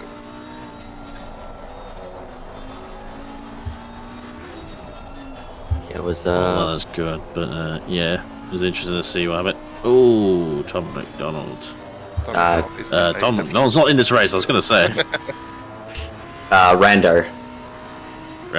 There we go. I was going to say Tom McDonald. That's someone who's up the top, but it's like, oh wait, that's last split. But yeah, no, I think for Hignett, he's got the advantage of not having any cars in front of him or around him, like he did in the last race. So, yeah, that's definitely helping his pace in this one. He's still holding that fastest lap, which he took off McAdam a couple of laps ago. But yeah, no, he's not having to fight with other cars. He's not chewing up the tyres in dirty air, and he's just being able to manage the race cleanly, whereas McAdam's been the one that's had to chase. Yeah, it's good to see Stefano also putting a lot of effort into his team name here. Lambo. That's the defaults. Yeah. Because I did notice McAdam had just Bentley. And there was also Digby with just Lexus. It's the type of originality that we're looking for here, and that's what we. I mean, talking about originality, you've got the keyboard smash with Cook as usual. Yep. Done by his cat. That with his forehead.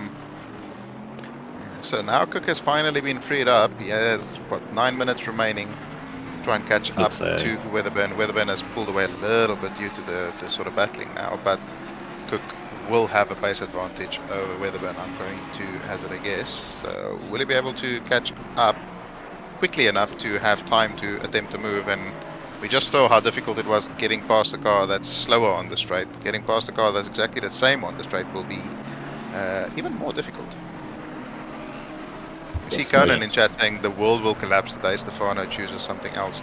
That was the hardest thing to adjust to during the Misano 8 hours, was seeing Stefano in a BMW.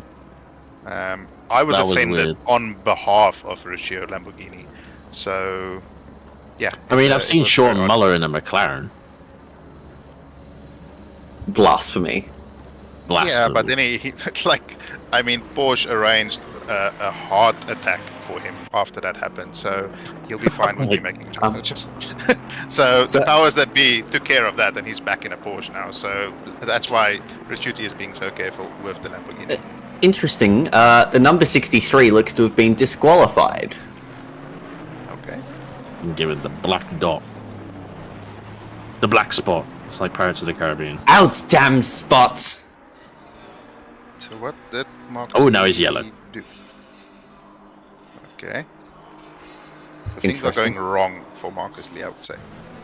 DSQ for not serving a track limits drive-through. That would do it. Yeah, it's not a suggestion. What do you think about serving a drive-through in the next couple of laps? Question. No. No, thank you. Yes, we've had enough team radios. Anyway. It's much like violence, whether it is a question and the answer is yes. So, I love where we have a yellow flag on the start finish, right? Just for some reason. But anyway, Yes, I was going to say with Cook and Weberburn, it's definitely enough time if there's enough pace in Red Cook to catch. No discredit to Weberburn there, but he's slowly, he's gained about 3/10 since he's gone past Rashuti. But I'm sure Weberburn will do everything he can. And now that, P just said, like, it's hard to pass when it's the same car, I'm expecting a full, a flyby come the straight, because that's how the universe works sometimes. Yeah, that's also fair. Yeah, but yeah, catching here is one thing. Overtaking, very, very much different kettle of fish. And Thank you, Murray. You're welcome. Going to be an interesting little battle as we go into Forza Cam here. Max Verstappen is not in this stint.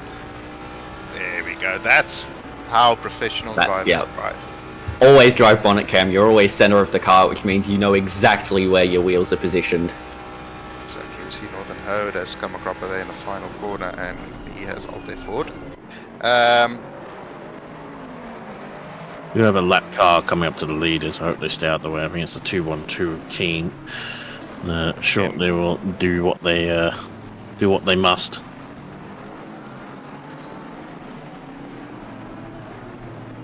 Let me see. Okay. One computer is enough. See Hignett here coming up to Keen. Hopefully Keen gets out of the way nice and quickly. He does. Is he doing a voluntary drive-through just to get out of the way, or does he have to serve one? Okay, fair enough. That's one way to get out of the flag. I mean, it's not the most efficient way, I guess, in terms of your own time, but he did not disturb the leaders. And Graham Hill has come across again. Oh dear. Sure, if he was involved with somebody else, car 20 was just there behind him as Pascal Armstrong. So hopefully those two didn't get involved with each other. R37, 10 seconds for dangerous driving. That is Lawson there in P23. Yeah, so this gap between Hignett and McAdam stabilized. The gap between Cook, Weatherburn, 1 second now. So Cook is closing. He's closing, but I'm not sure he's closing quite quick enough at the moment to have enough time to sort of figure out where Weatherburn is weaker and where he can generate that overtake from. Well, he gained 1 second in the last 2 minutes. Seemingly, if he can phase through him, that should be enough. I don't think we got that technology enabled. If it was the F1 game, then I'd probably expect it, given Codemasters' proficiency in being the masters of code. But unfortunately for Cook, this is ACC. Could be worse. Could be Le Mans virtual. Oh yes. Powered by CrowdStrike. So Digby had another incident there. His race has gone, I would say poorly would be a fair description of how it's gone for him today. And Weatherburn had a very good middle sector there so far. He's extended the gap by a tenth or so over Cook. But I think this final sector is really where the slightly more dialed in setup and driver will be able to gain quite a lot of time, especially this corner here. Just being ever so slightly offline, that'll cost you 2-3 tenths quite comfortably. You can see how much Cook is pushing in the background. I'd almost say he's pushing a little bit too much. That gap just seems to be maybe extending a touch to Weatherburn. We'll have to look over the line. The gap is, up to 1.6, so Cook is in fact pushing too hard. I was going to say, he was a little bit wider through the turn 17 and 18. And it's carrying the speed through. It's basically a corner that makes every car want to rip its front left off its rim. I imagine not too bad in the Mustang in comparison to some other cars out there. And it might be enough to Weberburn to hold on. Whether Cook's got enough tyres to run to the end of this one to do anything about it. But Cook doing a very good job out there. It's only a 30-minute race, so tyres. McAdam's got to drive through. Wasn't me this time. Also, the gap on the last timing was 1, 2, 3, 4, which is quite satisfying. But the drive-through certainly not satisfying. It's not satisfying, but That is very, very unfortunate for him there. That's going to drop him down quite a long way, actually. I mean, he won't serve it. Hopefully he doesn't serve it, so he'll get the 30-second I think penalty. it's 30-second conversion. So Yes. it's going to drop him down for a long, long way, probably. It is a long pit lane here. I guess 30 17. seconds is probably quicker. It is 30 seconds, and the previous there was one person. But is it did quicker that. than doing the actual drive-through? Yes. I'd say so. Normally. Fair enough. I don't know. Maybe. It is actually quite a It's long to be drive-through, now I debated. think about it here. I'll get out there. I'll go out there with one of those things you have in science class, the little wheel on a stick. Yes. Makes the clicky noises. Yeah, the click click.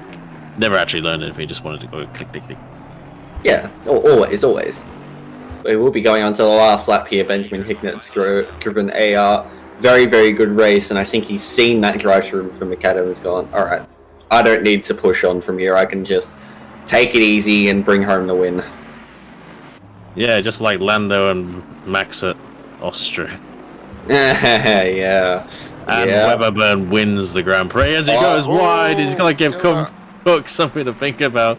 And here comes dear. Oscar Piastri. Car 63 with another 15-second penalty, so things have gone from bad to worse.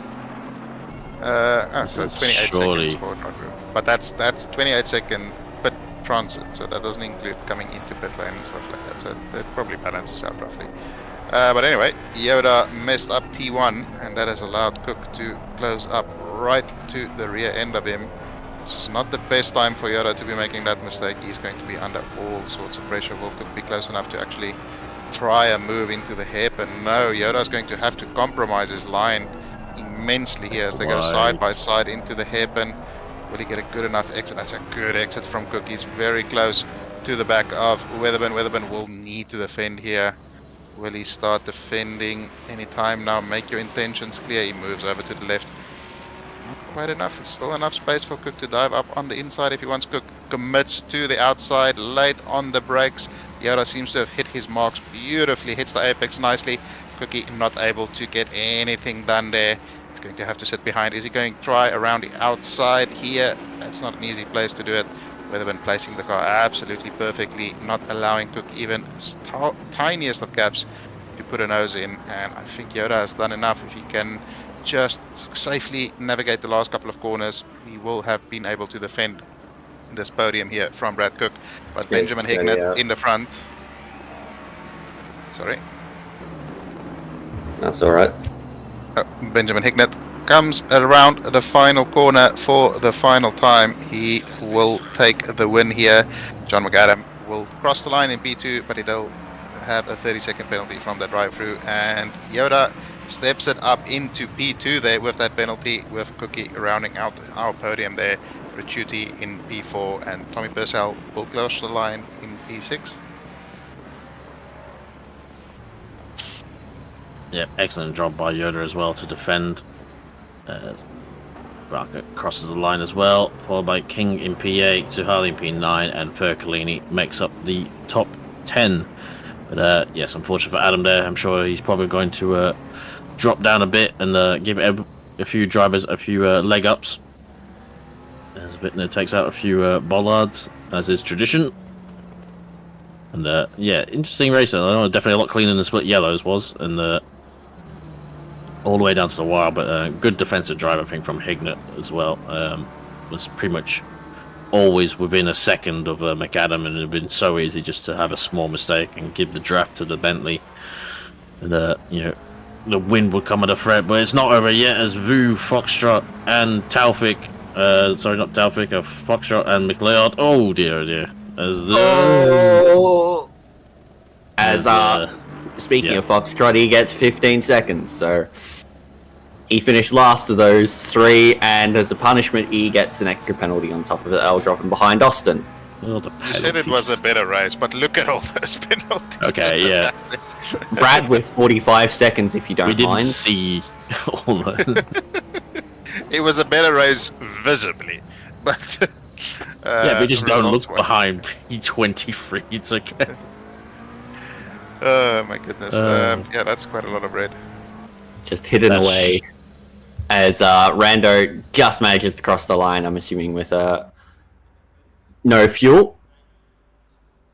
As we will cross over here to the final standings when Kunos decides it is good and ready.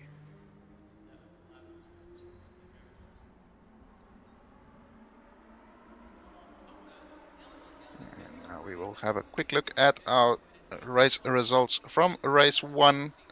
We do have Brad Cook taking out the win and the fastest lap, Moin Tawfiq in P2 and Stefano Ricciuti in P3. In the silver class, we had John McAdam, Tommy Purcell and Damiano Fercolini. In the Pro-Am class, we have John Carter, Chris Albert and Norton Hode taking out the podium. And in the Am class, we have Alex Pasca Armstrong, Stuart Matthews and I think it's Trent Digby taking out the Am podium. And then in race 2 for the Am class, well, we do have all first. We have no problem. Benjamin Hignett takes the win and the fastest lap. Jacob Wedderburn P2, Brad Cook in P3, and then in the silver class we have Purcell, King, Zuhaili taking out the podium. Pro-Am class we have John Carter, King, and Albert, and then finally in the Am class we have Pascal Armstrong, Austin, and Matthews. Matthews getting a double podium there in the Am class, so great results from the old man there. And his walker won't be needed tonight. He'll have a spring in his step as he goes to bed. But that was some fantastic racing overall. Yeah, definitely. I'd say probably some more clean racing than I'd expect around Circuit of Americas. Of course, we did have quite a few penalties towards the lower end of the field, but that is to be expected in these sorts of races. But I think, yeah, overall, it was a nice showing from Split Green and, of course, from Split Yellow earlier on in the night. Yep. And thank you again to Simrigs for supporting the series, and thank you to our patrons as well, and to all those in chat supporting this what we do here. We appreciate and love every one of you all. We'll be back next week. We'll be back tomorrow, strictly with our split blue red, and then followed by the North American split in the early morning. But then next week we'll be going to Barcelona for round 2 of the Sprint Series. So stay tuned for that one. But we appreciate it all. And driver of the day, I'm gonna go with McAdams. I think it's pretty hard to look past that for both races. Yeah, that's a good shot. I'm gonna give it to Stewie just because he has something to tell the other people in the old age home that he won driver of the day. But he did do very well to get 2 podiums on his return to Sprint Series. I'd probably give it to Pascal Armstrong in his first races here in the Sprint Series. Absolutely dominated the AM class field, and I have a feeling there could be a promotion later down the line for Pascal Armstrong. Absolutely. Yep. Thank you, Peach, and thank you, Alexis, for doing this commentary. Thank you, Evers, to Glenn doing the broadcast. We appreciate it as ever, and we'll see you all tomorrow for Split Blue and Red. Good night. Good night. Ciao.